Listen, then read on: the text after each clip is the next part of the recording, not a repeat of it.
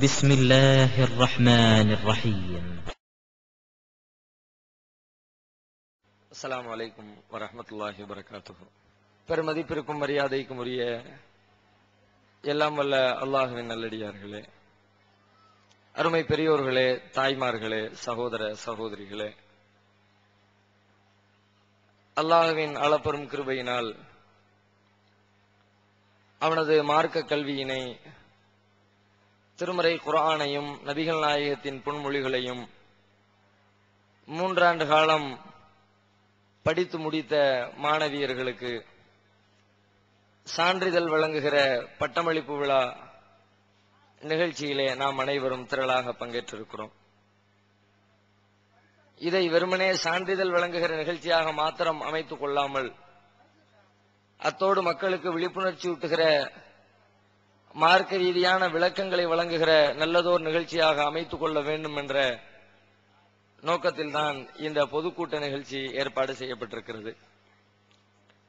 இதிலே மிக பிரதானமாக நம்முடைய மார்க்க ரீதியான சந்தேகங்களுக்கு பதிலளிக்கிற நிகழ்ச்சி ஏற்பாடு செய்திருக்கிறார்கள். இது போன்ற நிகழ்ச்சிகளை நாம் தமிழகத்தினுடைய பல்வேறு பகுதிகளிலும் தேசம் கடந்த பல நாடுகளிலும் நாம் நடத்தி கொண்டு வருகிறோம். இந்த நிகழ்ச்சி நடத்தப்படுவதற்கான காரணம் என்னவென்றால், மக்களிடத்திலே மார்க்கம் சம்பந்தமாக கேள்வி கேட்கிற ஒரு பழக்கம் உருவாக வேண்டும். அப்பொழுதுதான் மார்க்கத்தை சொல்லுகிறவர்கள் சரியான அடிப்படையில் மார்க்கத்தை மக்களுக்கு விளக்குவார்கள். எதை சொன்னாலும் கேட்டுக்கொண்டு தலையாட்டுகிற மக்களாக மக்கள் இருந்தால், அவர்கள் தங்கள் உள்ளத்தில் எழுகிற கற்பனைகளை எல்லாம், கதைகளை எல்லாம் மார்க்கத்தின் பெயரால் சொல்ல ஆரம்பித்து விடுவார்கள். அதைத்தான் கடந்த கால வரலாறும் நமக்கு உண்மைப்படுத்திக் கொண்டிருக்கிறது. மார்க்க அறிஞர்களில் பெரும்பாலானவர்கள் உரை நிகழ்த்துகிற பொழுது, ஜும்மா மேடைகளில் குத்துபா நிகழ்த்துகிற பொழுது, அங்கெல்லாம் பேசப்படுகிற பேச்சுக்கள் என்ன என்று நாம் சற்று ஆழமாக கூர்ந்து கவனித்தால், குர்ஆனில் இல்லாத பல விஷயங்களை, நபிகளாரின் வார்த்தைகளுக்கு எதிரான பல கருத்துக்களை மார்க்கத்தின் பெயரால் மக்கள் மத்தியில் பேசிக் கொண்டிருக்கிறார்கள். மார்க்கம் என்றாலே அல்லாஹ் சொல்வதற்கு பெயர் தான் மார்க்கம். அல்லாஹ்வுடைய தூதர் கற்றுத்தந்ததற்கு பெயர் தான் மார்க்கம். ஆனால் அல்லாஹ் சொன்னதற்கு எதிராக நபிகள் நாயகம் அவர்கள் காட்டி தந்த கொள்கைகளுக்கு முரணாக பேசுகிறார்கள்.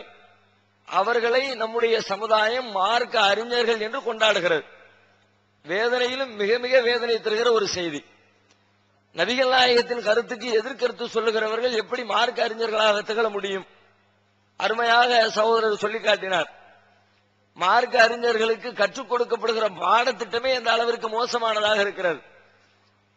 அவர்களுக்கு கற்றுத்தரப்படுகிற செய்தி பாலியல் ரீதியாக ஒழுக்க கேடுகளை உருவாக்குகிற, சமூகத்திலே குழப்பங்களை உருவாக்குகிற, அறிவியினர்களை, முட்டாள்களை உருவாக்குகிற அப்படிப்பட்ட கருத்துக்களை எல்லாம் கற்றுக் கொடுத்து விட்டு, பல வருடங்கள் கற்று அறிந்து விட்டு, நாங்கள் மார்க்க அறிஞர்கள் என்று சொல்லிக் கொள்வதற்கு ஒரு மிகப்பெரிய தைரியம் வேண்டும். அந்த தைரியத்தை கொடுத்தது யார் என்று சொன்னால், அவர்கள் பேசுகிற பேச்சுக்களை எல்லாம் தலையாட்டி கேட்டுக் கொண்டிருக்கிற மக்கள் கொடுத்த தைரியம் தான். நான் நீங்க பேசுறதையெல்லாம் கேட்க வரல, அல்லாஹ் சொன்னதை சொன்னா அதை வேண்டுமானால் நாங்கள் கேட்டுக்கொள்வோம், அல்லாஹ்வுடைய தூதர் சொல்றதை சொன்னா அதை வேண்டுமானால் கேட்டுக்கொள்வோம், உங்களுடைய சுய புராணத்தையோ கதைகளையோ கற்பனைகளையோ அதையெல்லாம் கேட்பதற்கு நாங்கள் வரவில்லை என்று ஆரம்பத்திலே மக்கள் எதிர்கேள்வி கேட்டிருந்தால், இன்னைக்கு இருக்கிற இவ்வளவு மோசமான சூழ்நிலையை நம்முடைய சமுதாயம் சந்தித்திருக்கார். அல்லாஹ்வுடைய மார்க்கத்தை சொல்வதற்கு முஸ்லிம்களிடத்திலே ஒரு பெரிய எதிர்ப்பை சந்திக்க வேண்டியது இருக்கிறது. குர்ஆன் அல்லாஹ் இதைத்தான் சொல்கிறான், நபிகள் நாயகம் இதைத்தான் கற்றுத் தந்தாங்க, நாம இதைத்தான் செய்யணும் என்று முஸ்லீம்களை பார்த்தே இஸ்லாத்தை சொல்லிக் கொடுக்க வேண்டிய ஒரு கேவலமான சூழல் ஏற்பட்டிருக்கிறது. இந்த நிலை ஏன் ஏற்பட்டுச்சு? பல வருடங்களாக, 100-200 ஆண்டுகளுக்கு மேலாக மார்க்கத்தின் பெயரால் பல விஷயங்களையும் சொல்லி சொல்லி சொல்லி அதை கேட்டு கேட்டு மக்கள் பழக்கப்பட்டு விட்டார்கள். சரி, என்னதை வேணாலும் சொல்லிட்டு போகட்டும், அதற்கு பல வருஷம் படிச்சவரு, 7 வருஷம் 10 வருஷம் மதரசாவில் சாப்பிட்டுட்டு வந்திருக்கிறாரு, அதனால அவர் நல்ல விவரமா தான் இருப்பாரு என்றெல்லாம் அஜர்த்து மேல வச்ச நம்பிக்கையின் விளைவாக அஜர்த்துமாறு சொல்லக்கூடிய ஆளுங்கள் சொல்லக்கூடிய விஷயங்களுக்கு முழுமையாக செவிசாய்த்து எதிர்கேள்வி கேட்காத மக்களாக, எவ்வளவுதான் அறிவுக்கு முரணானதை சொன்னாலும் சரி ஏற்றுக்கொள்ளவே முடியாது, கற்பனையில் கூட நினைத்து பார்க்க முடியாது. அப்படிப்பட்ட விஷயங்களை எல்லாம் சொல்வார்கள். ஆனாலும் அதையும் நம்முடைய சமுதாயம் கேட்டுக்கொண்டிருக்கிறது. இந்த சூழல் மாற்றி அமைக்கப்பட வேண்டும். மார்க்கத்தை பற்றி யார் எதை சொன்னாலும் அதை அறிவுபூர்வமாக அணுகுகிற மக்களாக நாம் மாற வேண்டும் என்பதுதான் இந்த நிகழ்ச்சியினுடைய மிக முக்கியமான ஒரு நோக்கம்.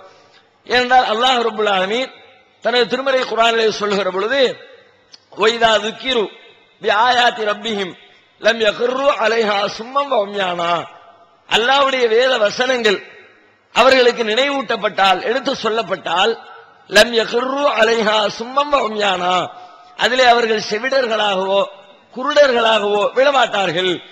குர்ஆனுடைய வசனத்தை சொல்லும் போது கூட அறிவோடு ஆராய்ச்சியோடு அதனை அணுக வேண்டும். இதுதான் குர்ஆன் கற்றுத் தருகிற பாடம். அப்ப நம்முடைய மார்க்க அறிஞர்கள் சொல்லுகிற விஷயங்களை அறிவோடும் ஆராய்ச்சியோடும் அணுகுகிற மக்களாக, கேள்வி உணர்வோடு அதை பார்க்கிற மக்களாக, சிந்தனையோடு அதை அணுகுகின்ற மக்களாக நம்மை நாம் உருவகித்துக் கொள்ள வேண்டும்.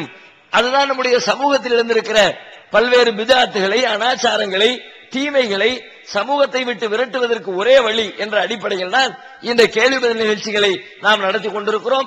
அல்லாஹ் ரப்பல் ஆலமீன் இன்றைக்கு நடைபெறுகிற இந்த நிகழ்ச்சியின் வழியாகவும் நம்முடைய அந்த நோக்கத்தை நிறைவேற்றி தந்துள்ள வேண்டும் என்ற பிரார்த்தனையோடு நம்முடைய கேள்வி பதிலுக்கு நாம் செல்வோம். இப்ப ஒரு குடும்பத்துல அண்ணன் தம்பி இருக்காங்க. அண்ணன் குடிப்பழக்கம் உள்ளவங்களா இருக்காங்க. அதனால அவங்க மனைவி அவங்கள விட்டு போயிடுறாங்க. தம்பிக்காரங்க என்ன சொல்றாங்கன்னா, என்னோட அண்ணனை தன் மனைவிட்ட சொல்றாங்க, என்னோட வீட்டுல வச்சுக்கோ, அப்படி நீ வச்சுக்கலன்னா நான் உன்னை தலாக் செஞ்சிருவேன் அப்படின்னு சொல்றாங்க. அவங்களோட வெளிநாட்டுல இருக்கிற தன் பையன்ட்ட அவங்க அம்மா சொல்றாங்க, ஆமா என் பிள்ளை இங்கதான் வச்சுக்கணும்னு சொல்லிட்டு சொல்றாங்க. இதனால அந்த பையன் அவங்க அம்மாக்கு இந்த விஷயத்த கட்டுப்படுறாங்க. இந்த பெண்ணுக்கு இப்படி இவங்க வச்சுக்கிட்டா நான் உன்னை தலாக் செஞ்சிருவேன்னு சொல்லிட்டு அவங்க அந்த கணவர் சொல்றதுனால இவங்க பயந்து, இந்த பெண்ணோட நிலைமை என்ன, மார்க்கத்துல இதுக்கு அவங்களுக்கு என்ன சொல்லப்படுது, இந்த மார்க்கத்துல என்ன சொல்றாங்கன்னா பெற்றோருக்கு கட்டுப்படலாம்னு சொல்றாங்க. இந்த விஷயத்துல அவங்க அந்த பையன் கட்டுப்படலாமா, அந்த மனைவியோட நிலைமை என்ன அப்படிங்கறது என்னோட. என்ன கேள்வி கேட்கிறாங்கன்னா, ஒரு பெண்ணு அவருடைய மச்சான், அவர் மச்சானும் பெண் இந்த வீட்டுல தான் இருப்பேன், இந்த பெண் எந்த வீட்டுல இருக்கிறாங்களோ அந்த வீட்டுலதான் மச்சானும் சேர்ந்து இருப்பாரு அப்படின்னு சேர்ந்து இருக்கணும்னு சொல்றாங்க. கணவரும் அதை நிர்பந்திக்கிறாரு, கணவருடைய குடும்பத்தாரும் அதை நிர்பந்தம் பண்றாங்க. இல்லன்னு சொன்னா விவாகரத்து பண்ணிடுவேன் எச்சரிக்கை பண்றாங்க. இந்த மாதிரி நிலையில எப்படி நடந்துகிறது அப்படின்னு கேட்கிறாங்க.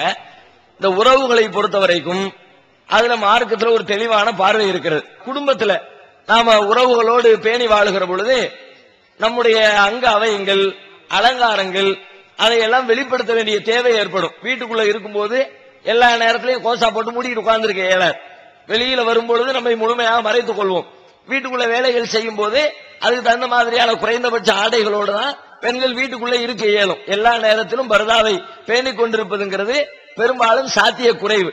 ஆனா மார்க்கம் என்று சொல்கிறது, ஒரு குறிப்பிட்ட ஆட்களை பட்டியலிட்டு, பெற்றோர், சகோதரர்கள், இது மாதிரி திருமணம் செய்து கொள்வதற்கு தடுக்கப்பட்ட உறவுகள் என்று சில பட்டியலிட்டு, இவர்களை தவிர வேறு யாரிடத்திலும் உங்களுடைய அலங்காரம் வெளிப்படக்கூடாது அல்லாஹ் குர்ஆன்ல சொல்றான்.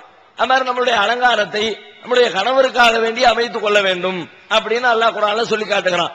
இப்ப கணவனுடைய உறவினர்கள், கணவனுடைய சகோதரர், கணவனுடைய அண்ணன், கணவனுடைய தம்பி, கணவனுடைய சொந்தக்காரர்கள் இருக்கக்கூடிய ஆண்கள், அவங்க எல்லாம் அந்த வீட்டிலேயே இருக்க வேண்டிய சூழல் ஏற்பட்டால், இந்த ஆடைகளை பேணுகிற விஷயத்துல, தனிமையை பேணுகிற விஷயத்துல, ஏன்னா அந்நிய ஆணும் அந்நிய பெண்ணும் தனித்திருக்க கூடாது. மார்க்கத்துல நபிகள் நாயகம் சொன்னாங்க, ஈயாக்கும் ஒரு துகூல அலன்னிசா, பெண்கள் மாத்திரம் தனித்திருக்கிற இடங்களில் நீங்கள் நுழைவதை விட்டு உங்களை நான் எச்சரிக்கை செய்கிறேன். வீட்டுக்குள்ள இப்ப அண்ணனும் அதே வீட்டுக்குள்ள குடும்பம் நடத்துறாரு, அந்த வீட்டுல குடியிருக்கிறார் என்று சொன்னால் இந்த மாதிரி சந்தர்ப்பங்கள் அதிகமா ஏற்பட்டு விடும். அம்மா ஏதாவது ஒரு வேலைக்காண்டு வெளியே போயிருப்பாங்க, வீட்டுல இருக்கிற சின்ன பிள்ளைங்க ஏதாவது தேவைக்கு வெளியே போயிருப்பாங்க. அப்ப இந்த பெண்ணு இருப்பா, அவர் மட்டும் இருப்பாரு, கணவர் வெளிநாட்டுல உட்கார்ந்து இருப்பாரு. அப்ப தனித்திருக்கிற அந்நிய ஆணும் அந்நிய பெண்ணு தான் இவங்க ரெண்டு பேரும். என்னத்தான் மச்சான் குழந்தை உறவு கொண்டாடி கொண்டாலும் இவங்க ரெண்டு பேருமே அந்நியர்கள். அப்ப இந்த அந்நியர்கள் ஒரே வீட்டுல தனிச்சிருக்கிற வாய்ப்பு அதிகம் ஏற்படுகிறது. அந்நியர் இருக்கும் பொழுது ஆடைகளை சரியான முறையில் அமைத்துக் கொள்வதில் சிக்கல்கள், நெருடல்கள் ஏற்படுகிறது. இந்த சிக்கல்லாம் இருக்கிற காரணத்தினால இந்த சிக்கல் இல்லாத வகையில் தான் நம்முடைய குடும்பங்களை நாம் அமைத்துக் கொள்ள வேண்டும். நம்ம குடியிருக்கக்கூடிய வீடுகளை ஒரு ஆண் அதையெல்லாம் யோசிக்கணும். நம்முடைய அம்மா சொல்றாங்க, அத்தா சொல்றாங்க, அண்ணன் தம்பிக்கெல்லாம் பாசம் காட்டுற, அதெல்லாம் நியாயம்தான். மாற்று கருத்தே கிடையாது. உறவுகளை அனுசரித்து இருக்க வேண்டும், அதெல்லாம் ரொம்ப ரொம்ப ஏற்க தகுந்த நியாயம்தான். ஆனாலும் அல்லாஹ் காட்டி இருக்கிற வரம்புகளை மீறுகிற விதமாக அந்த விஷயம் அமைந்துவிடக் கூடாது. ஏன்னா அல்லாஹ் குர்ஆன்ல சொல்லி காட்டுகிறான், வஸைனல் இன்சான பிவாலிதைஹி ஹுஸ்னா. உங்களுக்கு அல்லாஹ் சில விஷயங்களை வசியத்து போதனை செய்கிறான். அதுல ஒண்ணு என்ன, தங்களுடைய பெற்றோர்களிடத்தில் நல்ல முறையில் நடந்து கொள்ள வேண்டும், அவர்களுக்கு கீழ்ப்படிந்து நடக்க வேண்டும். இது ரொம்ப முக்கியமான ஒண்ணு. ஒயின் ஜாஹதாக்க அலா அன் துஷ்ரிக பி மா லைஸ லக பிஹி இல்முன் ஃபலா துத்ஹுமா. அவங்களுக்கு அறிவில்லாத விஷயத்துல அல்லாஹ்வுக்கு இணை கற்பிக்கிறது, அல்லாஹ்வுடைய சட்டத்துக்கு மாறு செய்யறது என்று அவர்கள் உங்களை கட்டாயப்படுத்தினால் அந்த விஷயங்களில் அவர்களுக்கு நீங்கள் கட்டுப்படாதீர்கள். அம்மா சொல்றாங்க, அத்தா சொல்றாங்க, அண்ணனும் இந்த வீட்டுல இருக்கட்டும்பா, அவ இருக்கிறா அண்ணன் இருக்கிறா, இப்ப என்ன அப்படின்னு சொன்னா இவர் அம்மா அத்தாவுக்கு கட்டுப்படுறங்கிற பேர்ல அல்லாஹ்வுடைய வார்த்தையை மீறிடக்கூடாது. சரி இருக்கட்டும், ஆனா இந்தந்த ஒழுங்குகள்லாம் பேணப்படுமா அதை கவனிக்கணும். எந்த நேரத்திலையும் அம்மா கூடவே இருப்பாங்களா, எந்த நேரத்திலும் நம்முடைய தந்தையும் அந்த வீட்டுல நம்முடைய மருமக இருந்தானா இவரும் இருப்பாரு, மருமக இருந்தானா மாமியார் இருப்பாங்க, மூத்த மகன் இருக்கும் பொழுது வீட்டுல மற்ற குடும்பத்தாரும் இருக்கத்தான் செய்வாங்க, ரெண்டு பேரும் தனிச்சிருக்கிறதுக்கான சூழலை அமையாது. அப்படி முழு 100% உத்தரவாதம் கொடுக்க முடியுமா? அப்படி கொடுத்தால் கணவர் அங்கீகரிக்கலாம்.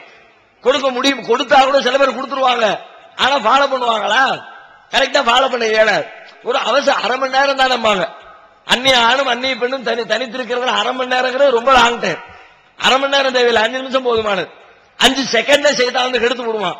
அதனால இந்த விஷயத்தை ஒரு கணவர் கவனத்தில் கொள்ளணும். இது தவறு நடப்பதற்குரிய சாத்தியக்கூறுகளை ஏற்படுத்தி விட்டுவிடும்.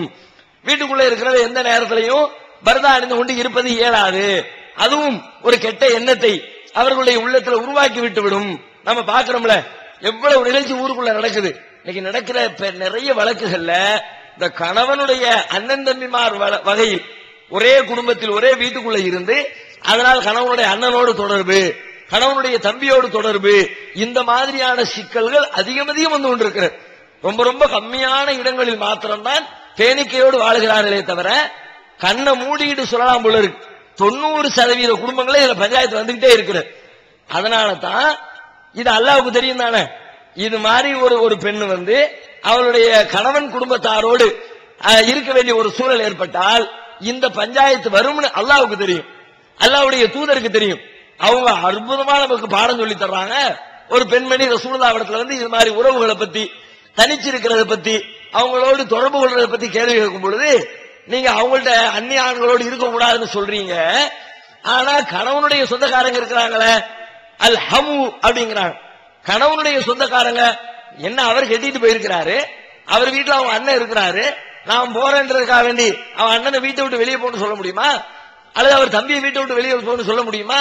அவங்க இருக்கிறாங்களே, என் புருஷன் வீட்டை விட்டு வேலைக்கு வெளியில போயிடுறாரு, அப்ப நான் தனிச்சிருக்க வேண்டிய சூழ்நிலை வருது, என்ன செய்வது என்ற அடிப்படையில் நபிகள் நாயகம் ஸல்லல்லாஹு அலைஹி வஸல்லம் அவங்களிடத்துல கேள்வி கேட்கிறாங்க. அப்ப ரசூலுல்லாஹ் சொல்றாங்க ஒரு வார்த்தை, அல் ஹம்மு அல் மௌத். கணவனுடைய அண்ணன் தம்பியா சொந்தக்காரனா செத்தா அவ்வளவுதாங்க. நம்ம சொல்லுவோம்ல ஒண்ணுமே இல்லாம நாசமா அழிஞ்சு போச்சுங்கிறது ஒரு வார்த்தையை பயன்படுத்துவோமே, செத்தாண்டா தொலைஞ்சாண்டாமும்ல, ரசூலுல்லாஹ் அப்படி சொல்றாங்க. அல் ஹமு அல் மௌத், கணவனுடைய சொந்த, அதுதான் நாசமே, அதுலதான் சாவே, அதான் அழிவே. அப்ப எவ்வளவு டேஞ்சரா இருந்திருந்தால் நபிகள் இப்படி ஒரு வார்த்தையை பயன்படுத்திருப்பாங்க. நம்ம ஹதீஸ்கள்ல தேடி தேடி பார்த்தா வேற எந்த விஷயத்துக்காவது ரசூலுல்லாஹ் இப்படி ஒரு சொல்லை, ஒரு கடினமான வார்த்தைகளை பயன்படுத்தி இருக்கிறாங்கன்னு பார்த்தா வேற எங்கிட்டுமே பார்க்க முடியல. ஏன் இவ்வளவு கடினமா பயன்படுத்துறாங்க? இது நல்லது என்ற போர்வையில் மனிதனை கெடுக்கிற அம்சம், சொந்த பந்தங்களை அரவணைக்கிறங்கிற பேர்ல அவனை படுகொலியில தள்ளக்கூடிய அம்சம் கண்ணுக்கு எதிரே இது காணத்தான் செய்யணும். அதனால இந்த உத்தரவாதத்தை எல்லாம் கொடுக்கணும். கணவன் இருக்கிறாரா, இவ கணவனும் வெளிநாட்டுல வேற இருக்கான், கணவர் பஞ்சாயத்து என்ன, அவர் வெளிநாட்டுல உட்கார்ந்துருப்பாராம், அண்ணங்காரனுடைய பொஞ்சாதியும் வீட்டை விட்டு போயிடுச்சான், அண்ணங்காரன் தனி, இவன் இந்த பொம்பளையும் தனி, ரெண்டு பேருக்குமே ஜோடி இல்லை. இந்த பெண்ணுக்கும் கணவன் வெளிநாட்டுல, அந்த ஆணுக்கு பொண்டாட்டி வெளியூர்ல, ரெண்டு பேரும் வீட்டுக்குள்ள உட்கார்ந்துருப்பாங்களாம். கேட்க வேணும், நல்ல முறையில புருஷன் பொண்டாட்டி 2 அண்ணன் தம்பி குடும்பம் நடத்தும் போதே கிளாஸ் ஆகிக்கிட்டு இருக்குது. இப்ப 2 பேரும் தனிச்சிருக்கிற சூழ்நிலை கண்ணுக்கு எதிரில் நல்லாவே தெரியுது. எங்கெல்லாம் ஒரு ஆண் வெளிநாட்டுல போய் தனிச்சிருக்கிற ஆணை பார்த்தாலும் சரி, இங்கே தனிச்சிருக்கக்கூடிய பெண்ணை பார்த்தாலும் சரி, பல நேரங்களில் தங்களுடைய உணர்ச்சிகளுக்கு வடிகால் கிடைக்காமல் எல்லை மீறக்கூடிய காட்சிகள், செய்திகளை கேள்விப்படுறோம். இப்படி இருக்கும் பொழுது வீட்டுக்குள்ளே அந்த சூழலை ஏற்படுத்தினா வெளியில இருந்து ஒருத்தன் எடுத்தேறி வர்றதா இருந்தா கூட கண்காணிப்பாங்க. ஒரு சந்தேகம் வரும், ஒரு கேள்வி வரும். பக்கத்து வீட்டு பையனுக்கும் இந்த வீட்டு பையனுக்கும் ஒரு வீட்டு பையனுக்கும் தொடர்பு இருக்குன்னு வச்சுக்குவோம். அப்படி ஒரு தொடர்பு இருந்துச்சுன்னா அவன் அடிக்கடி வந்துட்டு போகும்போது கேள்வி வந்துடும், உனக்கு என்னடா ஒரே அந்த வீட்டுக்கு போகல, அந்த வீட்டுல வயசுக்கு வந்த புள்ள இருக்குது, அந்த அவங்க வீட்டுக்காரங்க வேற வெளியூர்ல இருக்கிறான், நீ எதுக்கு அங்க போற? சம்பந்தப்பட்ட வீட்டுக்காரங்களும் கேட்பாங்க, அந்த வீட்டுக்காரங்களும் கேள்வி எழுப்புவாங்க. ஆனா வீட்டுக்குள்ளே இருந்தா நீ இந்த வீட்டுக்குள்ள போறேன்னு மச்சான பார்த்து கேள்வி கேட்பாங்களா, கொழுந்தனை பார்த்து கேள்வி கேட்பாங்களா? அதனால அது ரொம்ப பெரிய அளவுல தவறுகளை ஏற்படுத்துவதற்குரிய வாசல் இருக்கிறது.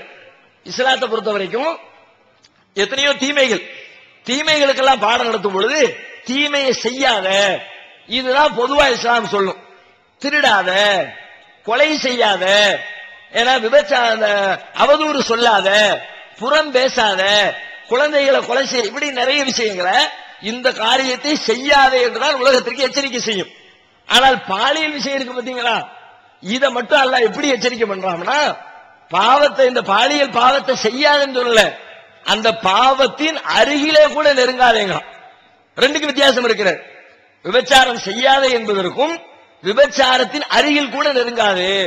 வலா தக்ரபு ஸினா, விபச்சாரத்தின் அருகிலே கூட நெருங்காது. அருகில நெருங்குறதுனா என்ன? அருகில நெருக்கி வைக்கக்கூடிய காரியங்களை எல்லாம் செஞ்சு வைக்கிறது. தனியா போய் உட்கார்ந்தா நெருங்குறதுன்னு அர்த்தம். கன்றாவியான படங்களை பார்த்தா நெருங்குறதுன்னு அர்த்தம். கூறுகிட்ட பாடல்கள், காம பாடல்களை கேட்டுக்கொண்டிருந்தால் நெருங்குறதுன்னு அர்த்தம். தனியா குளிச்சுக்கிட்டு இருக்கிற பெண்ணை ஜன்னலை திறந்து மேல உட்கார்ந்து குறுகுறுன்னு பார்த்துக்கிட்டு இருந்தா நெருங்குறதுன்னு அர்த்தம். பார்வையால, செவிப்புலனால, சிந்தனையால, நடவடிக்கைகளால தனித்திருக்கிறதுனால இதுவெல்லாம் விபச்சாரம் கிடையாது. சமூகத்தின் பார்வையில யாரும் விபச்சாரம் சொல்ல மாட்டாங்க. ஒருத்தர் மேல இருந்து எட்டி பார்த்தான், கீழே ஒரு புள்ள குளிச்சுக்கிட்டு இருக்குது, மேல எட்டி பார்த்தவனே ஏன்டா விபச்சாரம் பண்ணு அப்படியே கேட்பாங்க? ஏன்டா எட்டி பார்த்தேன்னு கேட்பாங்க. அப்படித்தானே குற்றம் சொல்லுவோம். இது மாதிரி ஒரு பெண்ணிடத்துல கடலையை போட்டான் 1.5 மணி நேரம், அப்ப என்ன கேட்பாங்க? ஏன்டா கடலையை போட்ட? அதான் கேள்வி. ஏன் 1.5 மணி நேரம் போன பேசுனேன்? அதான் கேள்வி. ஏன்டா போன்ல உட்காந்து விபச்சாரம் பண்ண அப்படியே கேட்பாங்க. இதை யாரும் சமுதாயத்தில் விபச்சாரம் பார்க்கறதே இல்லை. ஆனா மார்க்கம் என்ன சொல்லுது தெரியுமா? நபிகள் நாயகம் சொல்றாங்க, இதையும் விபச்சாரத்தில் லிஸ்ட்ல சேர்க்கிறாங்க. அந்நதுரு ஐனு ஸினா, பார்வை என்பது கண்களின் விபச்சாரம், கேட்பது என்பது காதுகள் செய்கிற விபச்சாரம், கையால் தொடுவது கைகள் செய்கிற விபச்சாரம். இதுவெல்லாம் விபச்சாரத்துல ஒரு வகை அப்படின்னு ரசூல் ஸல்லல்லாஹு அலைஹி வஸல்லம் எச்சரிக்கிறாங்க. கடைசியில சொல்றாங்க இதுவெல்லாம் விபச்சாரம் தான், ஆனா நம்ம நினைக்கிற அந்த ஃபைனல் டச் இது கிடையாது. இப்ப இந்த விபச்சாரத்தை எல்லாம் செஞ்சா சின்னதா செஞ்சு கடைசியில் ஒரு மனிதனுடைய அல்லது ஒரு பெண்ணுடைய அந்த மர்மஸ்தானம் அதை உண்மைப்படுத்தும் அல்லது பொய்ப்படுத்தும். ரெண்டுல ஏதாவது ஒன்று நடந்துரும். கடுமையாக எச்சரிக்கப்பட்ட விஷயம். அதனால அவர் மார்க்கத்துல மச்சான் வீட்டுக்குள்ள இருக்கலாமா இல்லையான்னு மார்க்கம் தீர்ப்பு சொல்லல. மச்சான் இருந்தா, கொழுந்தனார் இருந்தா ஒரு பெண்ணு எப்படி இருக்கணும் அந்த எல்லை சொல்லப்பட்டிருக்கிறது. அந்த எல்லை இவருடைய வீட்டில் பேணப்படுகிறதான்னு பாருங்க. பேண முடியும். கணவரே வீட்டுல இருக்கிறாரு, அண்ணங்காரன் வெளியூருக்கு போயிருவான், வேலைக்கு போயிருவான், அண்ணங்காரன் வீட்டுல இருந்தா புருஷங்காரன் கூட இருப்பான் அப்படின்ற சூழ்நிலை இருக்கிறா, பிரச்சனை இல்லை. மச்சாங்காரர் கூட இருக்கும்போது தன்னுடைய அவங்களை எல்லாம் மறைத்துக் கொள்கிற விதத்தில் தான் அந்த பெண்மணியும் இருக்கிறாள். அதுல எந்த குறையும் செய்யல, இடுப்பை காட்டல, கழுத்தை காட்டல, நெஞ்ச காட்டல, அதுக்கான சாத்தியக்கூறு இல்ல, அதெல்லாம் பெர்ஃபெக்ட் தான். இப்படி தனிமை தவிர்க்கப்படுகிறது, ஆபாச உடற்கூறுகள் தவிர்க்கப்படுகிறது என்று கேரண்டி கொடுக்கப்பட்டால் அந்த குடும்பத்தில் அந்த பெண் இருப்பதில் தப்பில்லை. அப்படி இல்லை என்று சொன்னால் அந்த பெண்ணு ஃபைட் பண்ணணும். விவாகரத்து பண்ண சொல்லி சொன்னா ஜமாத்தை கூட்டி வச்சு பேசுங்க. நினைச்ச நேரத்தில் விவாகரத்து செஞ்சுட்டு போயிட முடியுமா? அதனால சமுதாய அமைப்பை கட்டமைப்பை உருவாக்கி வச்சிருக்கிறோம். சம்பந்தப்பட்ட பெற்றவங்களை கூப்பிட்டு பேசுவாங்க, விவாதிப்பாங்க, காரணகாரியத்தை சொல்லுவாங்க. எந்த கணவனுக்கும் தன்னுடைய மனைவி தவறு செய்வதற்குரிய வாசலை திறந்து வைக்க விரும்பவே மாட்டான். அவ இயற்கையிலே நல்லவளா இருந்தா கூட தேவையில்லாம சண்டையை தான் பண்ணுவான். சாதாரணமா பேசுற பேச்சுக்கள்ல கூட ஏதாவது தப்பு இருக்குமோ, தப்பு செஞ்சிருப்பாளோ, நம்ம வேற 2 வருஷமா வெளியூர்ல இருக்கமே, என்னாச்சு ஏதாச்சும் தெரியும், இப்படி எல்லாம் கற்பனைகள் ஓடும். அதனால சம்பந்தப்பட்ட கணவனை அழைத்து பேசினால் இதனை புரிய வைத்து தனி குடித்தனமோ அல்லது அந்த ஆணுக்கு சம்பந்தப்பட்ட அண்ணனுக்கு வேறு ஏதேனும் ஒரு வாய்ப்பை ஏற்படுத்திக் கொள்வதற்குரிய சூழ்நிலையை அமைத்து கொடுக்கலாம். இதுல ஃபைட் பண்ணி நியாயத்தை பெற வேண்டிய கடமை சம்பந்தப்பட்ட பெண்ணுக்கு இருக்கிறது. நபி ஸல்லல்லாஹு அலைஹி வஸல்லம் அவர்கள் கூறுகிறார்கள், யார் தான் சொல்வதில் உண்மை இருந்தாலும் வாதம் புரிவதை விட்டு விடுகிறார்களோ அவருக்காக சுவர்க்கத்தின் ஓரப்பகுதியில் ஒரு வீட்டை வாங்கி தர நான் பொறுப்பேற்றுக் கொள்கிறேன் என்று சொல்கிறார்கள். அறிவிப்பவர் அபு உமாமா அல் பாஹிலி ரஹமத்துல்லாஹி அவர்கள். நூல் அபுதாவது 4188. ஆனால் தௌஹீத் ஜமாத்தில் தாங்கள் வாதம் போடுகிறீர்களே, இந்த ஹதீஸுக்கு விளக்கம் தரும். அதாவது என்ன கேட்கிறாங்கன்னா, ஒருத்தர் தான் சொல்லக்கூடிய செய்தி உண்மைதான் அப்படின்னு தெரிஞ்சாலும் வாதம் செய்யாம தர்க்கம் பண்ணாம இருந்துட்டாருன்னா அவரு சொர்க்கம் உண்டு அப்படின்னு ரசூலா சொல்லி இருக்கிறாங்க, அபூ உமாமா அறிவிச்சிருக்கிறாங்க, இந்த ஹதீஸ் நம்பர்ல இருக்குதுன்னு சொன்னாங்க. இப்படி ஹதீஸ்ல இருக்கலாம், ஆனால் இந்த ஹதீஸை ஏற்றுக்கொள்ள கூடாது. ஏன்னா ஹதீஸ் புத்தகத்தில் இருப்பதற்கு பேரெல்லாம் ஹதீஸ் அல்ல. ஹதீஸ் என்றால் எது என்பதற்கு ஒரு தெளிவான அளவுகோல் இருக்கிறது. அந்த அளவுகோலுக்கு உட்பட்டால் தான் அது ஹதீஸ். புகாரியும் முஸ்லிமும் எவ்வளவு ஹதீஸ் நூல் இருக்கிறது, அதுல இருக்கிற எல்லாத்தையும் நீங்க ஏத்துக்குவீங்களான்னா நீங்க மட்டும் இல்ல, உலகத்துல எந்த ஆலிம் சாக்களும் ஏத்துக்க மாட்டாங்க. சில விஷயங்கள் நம்ம எடுத்து சொல்லுவோம், இது ஏற்க தகுந்தது இல்லைங்க. உதாரணமா ஹதீஸ்ல நீங்க எடுத்துக்கிட்டீங்கன்னா, சூரிய வெளிச்சத்துல ஒரு தண்ணி இருக்குது, சூரிய வெளிச்சம் பட்டு சூடாயிடுச்சு, அந்த தண்ணியில பயன்படுத்தினா குஷ்ட ரோகம் வந்துடும் என்று ரசூலுல்லாஹ் சொன்னார்கள் என்று ஒரு செய்தி இருக்கிறது, ஹதீஸ் இருக்கிறது.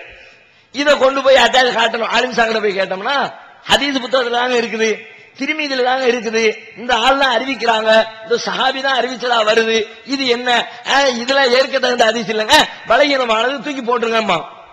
ஹதீஸ் புத்தகத்துல அதை இருக்குன்னு பார்க்க மாட்டாங்க. ஏன்? அந்த கருத்து கண்ணுக்கு எதிரே பொய்யும் தெரியுது. நபிகள் நாயகம் ஸல்லல்லாஹு அலைஹி வஸல்லம் அவங்க கண்ணுக்கு எதிரே தெரிகிற உண்மைக்கு மாற்றமாக என்றைக்கும் பேச மாட்டார்கள். கண்ணுக்கு முன்னாடி ஒவ்வொரு நாளும் சூரியன் கிழக்கில இருந்து உதிக்குதுன்னு தெரியுது. ஒருத்தர் ஹதீஸ கொண்டு காட்டுறாரு, சூரியன் ஒவ்வொரு நாளும் மேற்கிலிருந்து உதிக்கிறது என்று நபிகள் நாயகம் சொன்னார்கள். அப்படியா? அப்ப நான் இன்னிலிருந்து என் கொள்கையை மாத்திக்கிறேன்பா, டெய்லி மேற்கில இருந்து சூரியன் உதிக்குதுன்னு சொன்னா இது ரசூலுல்லாஹ்வை மேன்மைப்படுத்துறதா இழிவுபடுத்துறதா? ஹதீஸ்ல 1000 பேர் 1000 சொல்லுவாங்க, ஆனா சரியா தப்பா சொன்னவரை வச்சு அவர் சொல்லக்கூடிய கருத்துக்களை வச்சு எல்லாத்தையும் வச்சு தான் இது ரசூலுல்லாஹ் சொன்னதா இல்லையான்னு முடிவெடுப்பாங்க. நபிகள் நாயகம் சொன்னார்கள் என்று திட்டவட்டமா தெரிஞ்ச பிறகுதான் நீங்க அதை ஏத்துக்கணுமே தவிர ஹதீஸ் புத்தகத்துல இருக்குது, நம்பர் இருக்குது, அதை வச்சுக்கிட்டு சொல்லக்கூடாது. இன்னொரு முக்கியமான இலக்கணம் சொல்றாருன்னா, இந்த விஷயத்துக்கு ஒரு இலக்கணம் சொல்வதாக இருந்தால், குர்ஆனுடைய அடிப்படைக்கு இஸ்லாத்தினுடைய அடிப்படைக்கு எதிராக இருந்தால் அது ஹதீஸே கிடையாது. நபிகள் நாயகம் ஸல்லல்லாஹு அலைஹி வஸல்லம் குர்ஆனுக்கு விளக்கம் கொடுக்கிறதுக்கு தான் வந்தாங்களே தவிர குர்ஆனுடைய சட்டத்தை மாத்துறதுக்கு வரல. அல்லாஹ் ரசூலுல்லாஹ் பத்தி குர்ஆன் இறக்கப்பட்டதை பத்தி சொல்லும் பொழுது, வலக்கத் அன்ஸல்னா இலைக்க ذிக்ர லிதுபய்யின லின்னாஸ், நபியே உங்களுக்கு இந்த குர்ஆனை நாம் இறக்கி இருக்கிறோம். ஏன் இருக்கணும்? லிதுபய்யின லின்னாஸ், மனிதர்களுக்கு நீங்கள் விளக்கி கொடுக்க வேண்டும் என்பதற்காக. குர்ஆன் சொன்னதுக்கு விளக்கம் தான் தருவாங்களே தவிர குர்ஆன் சொன்னதை அழிக்க மாட்டாங்க, குர்ஆன் சொன்னது தப்புன்னு சொல்ல மாட்டாங்க, குர்ஆன் சொன்னதுக்கு மாற்றமாக நபிகள் நாயகம் ஸல்லல்லாஹு அலைஹி வஸல்லம் சொல்ல மாட்டாங்க. அப்ப ரசூலுல்லாஹ் விளக்கம் தான் கொடுப்பாங்களே தவிர எதிர்த்து மாற்று கருத்து சொல்ல மாட்டாங்க. இப்ப நீங்க குர்ஆனுடைய அடிப்படை எடுத்துக்கொண்டால், குர்ஆன் உலகத்துக்கு சொல்லக்கூடிய முக்கியமான செய்தி, உங்களுக்கு எது உண்மை என்று தெரிகிறதோ, நன்மை என்று தெரிகிறதோ அதை நீங்கள் பிறருக்கு சொல்ல வேண்டும். குர்ஆன்ல ஏராளமான வசனங்கள் நம்முடைய சமுதாயத்தை சிறந்த சமுதாயம் அல்லாஹ் சொல்றான். குந்தும் கைர உம்மத்தின் உக்ரிஜத் லின்னாஸ், உலகத்தில் தோற்றுவிக்கப்பட்ட மனிதர்களில் நீங்கள் தான் சிறந்த சமுதாயமாக இருக்கிறீர்கள். ஏன் தெரியுமா? தஅமுரூன பில் மஅரூஃப் வ தன்ஹவுன அனில் முன்கர், நல்லதை நீங்க சொல்றீங்க, தீமையிலிருந்து தடுக்கிறீங்க. அப்ப நல்லதுன்னு தெரிஞ்சா அதை சொல்லணும், தீயதுன்னு தெரிஞ்சா அதை தடுக்கணும். நல்லதுன்னு தெரியுது, எதுக்கு போட்டு சொல்லுவானே, சொன்னா பிரச்சனை வருமே என்று சொன்னால் நீங்க நல்ல முஸ்லீம் இல்லைன்னு அர்த்தம். ஒரு வரலாற்றுல ஒரு காலத்துல இப்படி மக்கள் இருந்தாங்க. ஒரு கடற்கரைக்கு பக்கத்துல ஒரு கூட்டம் இருந்துச்சு. அந்த கூட்டத்தாருக்கு அல்லாஹ் சில கடமைகளை வழங்கியிருந்தான். அதுல ஒரு கடமை, சனிக்கிழமைகளில் அவங்க கடல்ல போய் மீன் பிடிக்க போக கூடாது, இது ஒரு கட்டளை இருந்துச்சு. அப்போ எல்லாருக்கும் போடப்பட்ட அந்த கட்டளைய சமுதாயத்துல சில பேர் மீற ஆரம்பிச்சிட்டாங்க. சனிக்கிழமை போய் மீன் பிடிக்க ஆரம்பிச்சிட்டாங்க. அப்படி மீன் பிடிக்க ஆரம்பிக்கும் பொழுது இன்னொரு கூட்டம் வர்றாங்க. அவங்க சொல்றாங்க, எப்பா அல்லாஹ் தடுத்திருக்கிறானே, நீங்க இப்படி மீன் பிடிக்கிறது தப்பு இல்லையா, அல்லாஹ்விடத்துல தண்டனைக்குரிய காரியம் இல்லையா அப்படின்னு எச்சரிக்கை பண்றாங்க. ஒருத்தர் தப்பு செய்யறாங்க, அந்த தப்பை எடுத்து சொல்லி தடுக்கிறாங்க இன்னொரு கூட்டம். அப்ப மூன்றாவதாக இன்னொரு கூட்டத்தார் சொல்றாங்க, ஏன்பா இவங்கள்ட்ட போட்டு நீங்க பேசிக்கிட்டு இருக்கிறீங்க, தப்பு செஞ்சா செஞ்சவன் நாசமா போறான், அவன் அழிஞ்சு போறான், அல்லாஹ்வுடைய தண்டனை அவனுக்கு கிடைக்க போகிறது, அதை நீங்க போட்டு எதுக்கு தேவையில்லாம பேசி பிரச்சனையாக்கி நமக்கு இடையில இருக்கிற அந்த சுமூகமான உறவெல்லாம் கெட்டு போயிருந்தானே, அதனால நீங்க சொல்லாதீங்க, நீங்க சொல்றது உண்மைன்னு உங்களுக்கு தெரியுது, ஆனா அந்த உண்மையை சொல்லாதீங்க, மறைச்சிருங்க, அப்பதான் நம்ம சுமூகமா இருக்க முடியும் என்று அந்த டீம் வந்து சொல்கிறார். இது 3 டீம் ஆயிடுச்சா? தப்பு செஞ்சவங்க ஒருத்தவங்க, தப்ப தடுத்தவங்க ஒருத்தவங்க, நீங்க சொன்ன ஹதீஸின் அடிப்படையில் அந்த உண்மைன்னு தெரிஞ்சும் அந்த உண்மையை சொல்ல வேண்டாம் என்று இருந்தவர்கள் ஒரு கூட்டம், 3 கூட்டம். அல்லாஹ் சொல்லி காட்டுகிறான், இது மாதிரி அல்லாஹ்வுடைய கட்டளையை மீறியவர்களுக்கு இறைவனின் தண்டனை வந்தது. என்ன தண்டனை? கூனு கிரதத்தன் ஹாசியின், இழிந்த குரங்குகளாக நீங்கள் மாறிவிடுங்கள். அல்லாஹ் அவங்களை குரங்குகளை போன்று உருமாற்றம் செய்து எல்லாத்தையும் அழிச்சான். சொல்லிட்டு சொல்கிறான், பலமான சூமா விக்கிரூபிகி அஞ்சை நல்லதீன என்னோட அணி சூயி அகது நல்லதீன வலமு பி அதாபின் பைசிம் விவாக்கானு எஃப்சுகூன். பலமான சூமா விக்கிரூபிகி, நம்முடைய அறிவுரையை யார் மறந்து அதற்கு மாற்றம் செய்த பொழுது நமது தண்டனை அவர்களை வந்து அடைந்தது.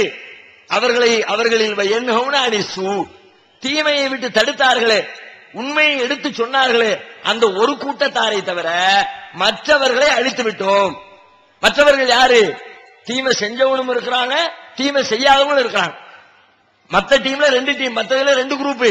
ஒன்னு தப்பு செஞ்சது, இன்னொன்னு தப்பு செய்யல, ஆனா அவங்க செய்யற தப்பை பார்த்து விட்டு அதை தடுக்காமல் எச்சரிக்காமல் வாய் பொத்தி மௌனம் காத்தவர்கள் 2 பேருக்கும் அல்லாஹ்வுடைய தண்டனை வந்துட்டுங்க. யாரு உண்மையை சொன்னாங்களோ அவங்க தான் அல்லாஹ்வோட பாதுகாப்பு பெறுவாங்க. யாரு உண்மைன்னு தெரிஞ்சு வாயை பொத்திக்கிட்டு சும்மா இருந்தாங்களோ அவங்களும் அல்லாஹ்வுடைய தண்டனைக்கு தான் ஆளாவார்கள். குர்ஆன் சொல்கிறது. அப்ப குர்ஆன் எப்படி இந்த வசனத்தை எல்லாம் என்ன பண்றது? அபூ உமாமா சொல்லிட்டாங்க, அபூதாவுதுல அறிவிச்சிட்டாங்க, ஹதீஸ் வந்துருச்சு, தர்க்கம் பண்ணக்கூடாதுன்னா இந்த குர்ஆன் வசனத்தை அழிச்சிருவோமா? இந்த வரலாற்று செய்தி குர்ஆன் தான் பேச அழிச்சிருவோம். இப்படி 100கணக்கில் வசனங்கள், ஒரு செய்தி 2 செய்தி இல்ல. ரசூலுல்லாஹே பல இடத்துல சொல்றாங்க, மன் ரஆ மின்கும் முன்கரன் ஃபல்யுகையிர்ஹு பியதிஹி, ஒருவர் உங்களில் ஒருவர் தீமையை கண்டால் அதை தனது கரத்தால் தடுத்து நிறுத்தட்டும். ஃபஇல்லம் யஸ்ததி ஃபபில் லிசானிஹி, அதிகாரம் இல்லை என்று சொன்னால் தனது நாவால் எடுத்து சொல்லட்டும். ஃபஇல்லம் யஸ்ததி ஃபபி கல்பிஹி, அதற்கும் முடியவில்லை என்று சொன்னால் உள்ளத்தால் வெறுத்து அதை விட்டு ஒதுங்கிக் கொள்ளட்டும். வதாலிக அதாஃபுல் ஈமான், இதுதான் இறை நம்பிக்கையிலே ரொம்ப ரொம்ப பலகீனமான நிலை. இதத்தான் செஞ்சே ஆகணும்.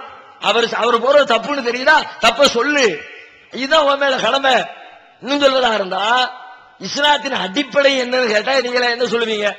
லா இலாஹ இல்லல்லாஹ், இதான இஸ்லாத்தினுடைய அடிப்படை. எல்லாரும் ஒத்துக்கிட்ட செய்தி.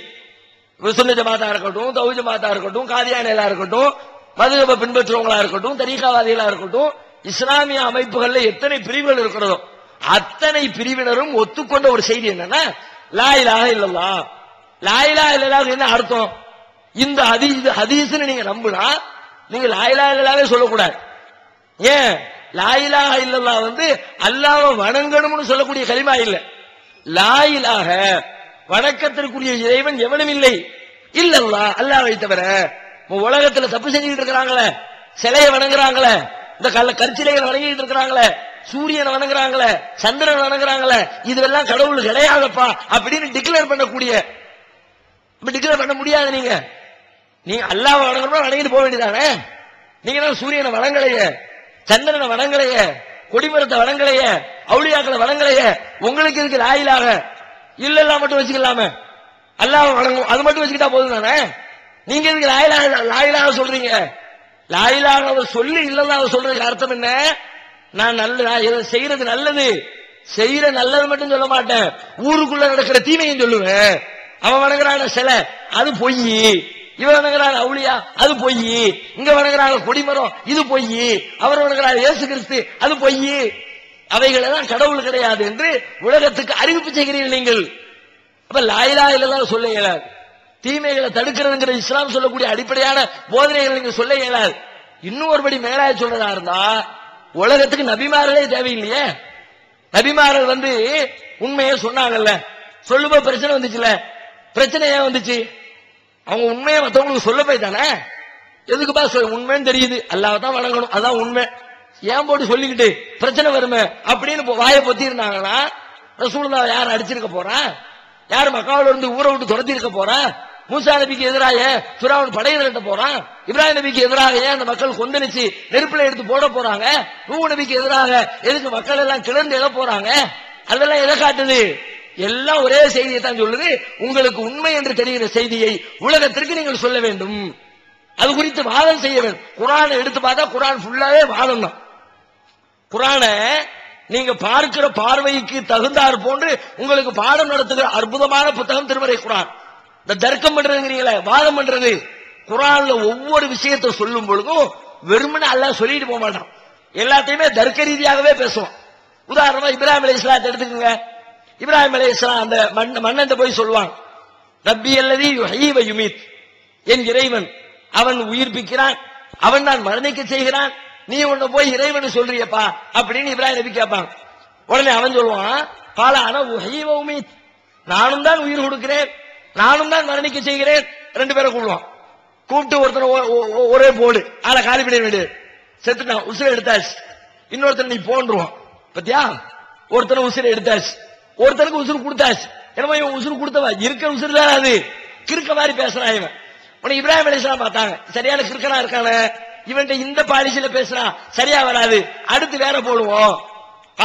கால இப்ராஹிம் ஃபஇன்னல்லாஹ யஅதி பிஷ்ஷம்ஸி மினல் மஷ்ரிக் ஃபஅதி பிஹா மினல் மக்ரிப், அல்லாஹ் வந்து சூரியனை கிழக்கிலிருந்து உதிக்க செய்கிறான், நீ மேற்கிலிருந்து உதிக்க செய்ய பார்க்கலாம்.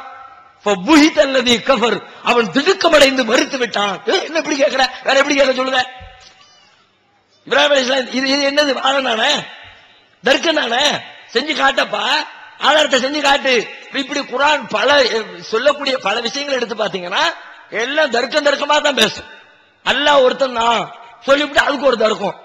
ரெண்டு பேரும் இருந்திருந்தா, ஒருத்தர் ரெண்டு பேரும் சேர்ந்து பார்ட்னர்ஷிப் போட்டு ஒரு பிசினஸ் ஆரம்பிக்கிறாங்க. எவ்வளவு நாளைக்கு இந்த பிசினஸ் சேர்ந்தே ஓடும்? 1000 ஆண்டுகளாக இந்த குடும்பத்தார், இரண்டு குடும்பத்தாரும் சேர்ந்து கொண்டு தொடர்ச்சியாக வியாபாரம் செய்து கொண்டே இருக்கிறார்கள். அவர்களுடைய சொத்துக்கள் பெருகிக் கொண்டே இருக்கிறது. இன்றைக்கு வரைக்கும் இரண்டு பேரும் அதை பங்கு வைத்துக் கொள்ளவில்லை. ரெண்டு பேரும் சேர்ந்துதான் பிசினஸ் நடத்திக்கிட்டு இருக்கிறாங்கன்னு ஒருத்தரை காட்டுங்க. 1000 மனுஷன் 500 காட்டுங்க, 300 காட்டுங்க, 200 காட்டுங்க, 100 காட்டுங்க, 50 காட்டுங்க, ஒரு 25 வருஷம் காட்டுங்களேன். 25 வருஷமாக இடைபிரியாமல் ரெண்டு பேருடைய சொத்துக்களையும் போட்டு பிசினஸ் டெவலப் ஆகிட்டு இருக்குது. நடக்காது. என்ன பண்ணுவான்? 5 வருஷம் ஆச்சா, 10 வருஷம் ஆச்சா, என் பங்கு எனக்கு கொடு, ஓம் பங்கு உனக்கு கொடு. பங்கு பிரிக்காம கூட்டணி இருக்கவே இருக்காது. வியாபாரம் என்ன? ஒரு தாய்க்கும் தந்தைக்கும் பிறந்த அண்ணன் தம்பி ரெண்டு பேரும் எடுத்துக்கங்க. அப்பா மூத்தா போயிட்டாரு, 10 லட்சம் ரூபாய் சொத்து சேர்த்து வச்சிருந்தாரு. மூத்த மகனுக்கு அதுல உரிமை இருக்கிறது, இளைய மகனுக்கு அதுல உரிமை இருக்கிறது. ரெண்டு பேரும் சம்பாதிக்கல, தந்தை சம்பாதிச்சது.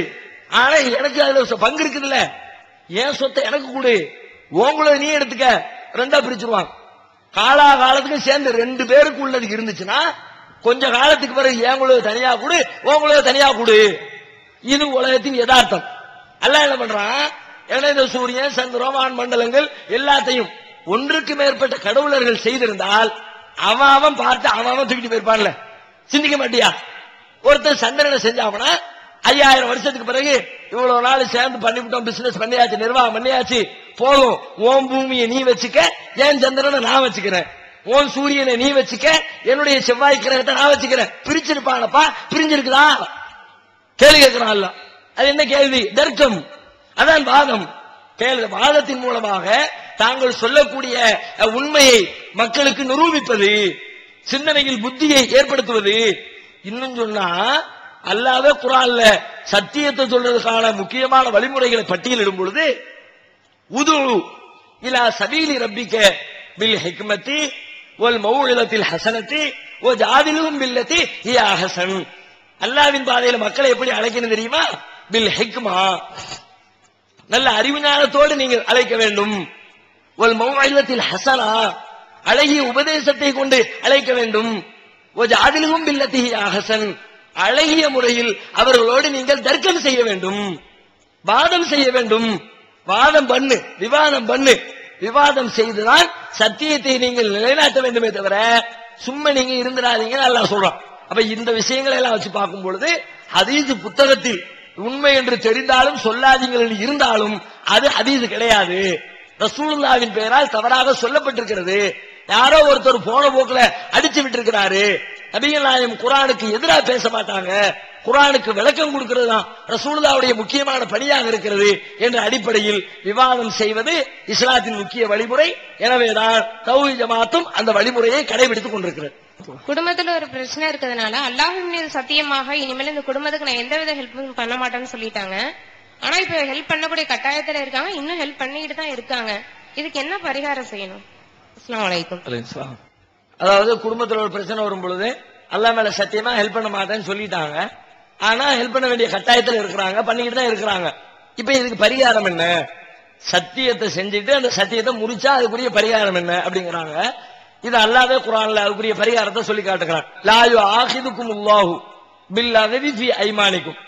உங்களுடைய சத்தியங்களில் வீணானவற்றிற்காக அல்லாஹ் உங்களை குற்றம் பிடிக்க மாட்டார். தெரியாம தவறுதலா அவசரத்துல ஏதோ கோபத்துல சொல்ல வந்து டக்குன்னு வாய் தவறி சத்தியம் பண்ணிட்டோம்னு வச்சுக்குவோம். அப்படி சத்தியம் பண்ணனா அதை கண்டுக்கவே தேவையில்லை. எல்லாம் என்ன மன்னிச்சிடறா, தெரியாம சொல்லிட்டேன் போதுமானது. ஆனா நல்ல கவனிச்சு சிந்தனையோடு ஒரு சத்தியத்தை நாம செஞ்சிருந்தா அதை பத்தி அல்லாஹ் சொல்றான். வலாக்கி யுஆஹிதுகும் பிமா அக்கத்துமுல் ஐமான். நீங்க எதை உறுதி கொண்டு சத்தியம் செய்தீர்களோ அதுக்காக அல்லாஹ் உங்களை குற்றம் பிடிப்பான். அப்படி நீங்க சத்தியம் செய்துவிட்டு அதை விட சிறந்த ஒன்றை காணும் பொழுது, அதை விட நல்ல ஒன்றை காணும் பொழுது சத்தியத்தை நீங்கள் முறிக்கத்தான் வேண்டும். இப்ப அவங்களும் அதான் செஞ்சிருக்கிறாங்க. குடும்பத்தாருக்கு உதவி செய்ய மாட்டேன்னு சொல்லிட்டாங்க. ஆனா குடும்பத்தாருக்கு உதவி செய்யறது மார்க்கத்தில் உள்ளது. அதை விட சிறந்தது உதவி செய்யறது. செய்யற சத்தியத்தை விட அதை முறிப்பது சிறந்தது. இப்ப இப்படி முறிக்க வேண்டிய சூழல் வந்தால் முறித்து விட்டு அதுக்குரிய பரிகாரத்தை செய்துவிட வேண்டும். ஃபகஃபாரத்துஹு இத்ஆமு அஷரத்தி மசாகின் மின் அவ்சத்தி மா துத்இமூன மின் அஹ்லிக்கும் அவ் கிஸ்வத்துஹும் அவ் தஹரீரு ரகபா ஃபமன் லம் யஜித் ஃபஸியாமு ஸலாஸத்தி அய்யாம் ذلك கஃபாரத்து ஐமானிக்கும். என்ன சொல்றான் அல்லாஹ்? ஃபகஃபாரத்துஹு இத்ஆமு அஷரத்தி மசாகின். அதுக்குரிய பரிகாரம் ஒன்னு, 10 ஏழைகளுக்கு நீங்கள் உணவளிக்க வேண்டும். 10 ஏழைகளை கூப்பிட்டு சாப்பாடு கொடுங்க. அல்லது கிஸ்வத்துக்கும் 10 ஏழைகளை அழைத்து அவர்களுக்கு உடை கொடுங்க, டிரெஸ் எடுத்து கொடுங்க. அவுத்த ஹரீரு ரகபா, அல்லது ஒரு அடிமையை விடுதலை செய்யுங்க. இன்னைக்கு அடிமை கிடையாது, அதனால அந்த பிரச்சனை இன்னைக்கு கிடையாது. இதுக்கும் வாய்ப்பு இல்லை.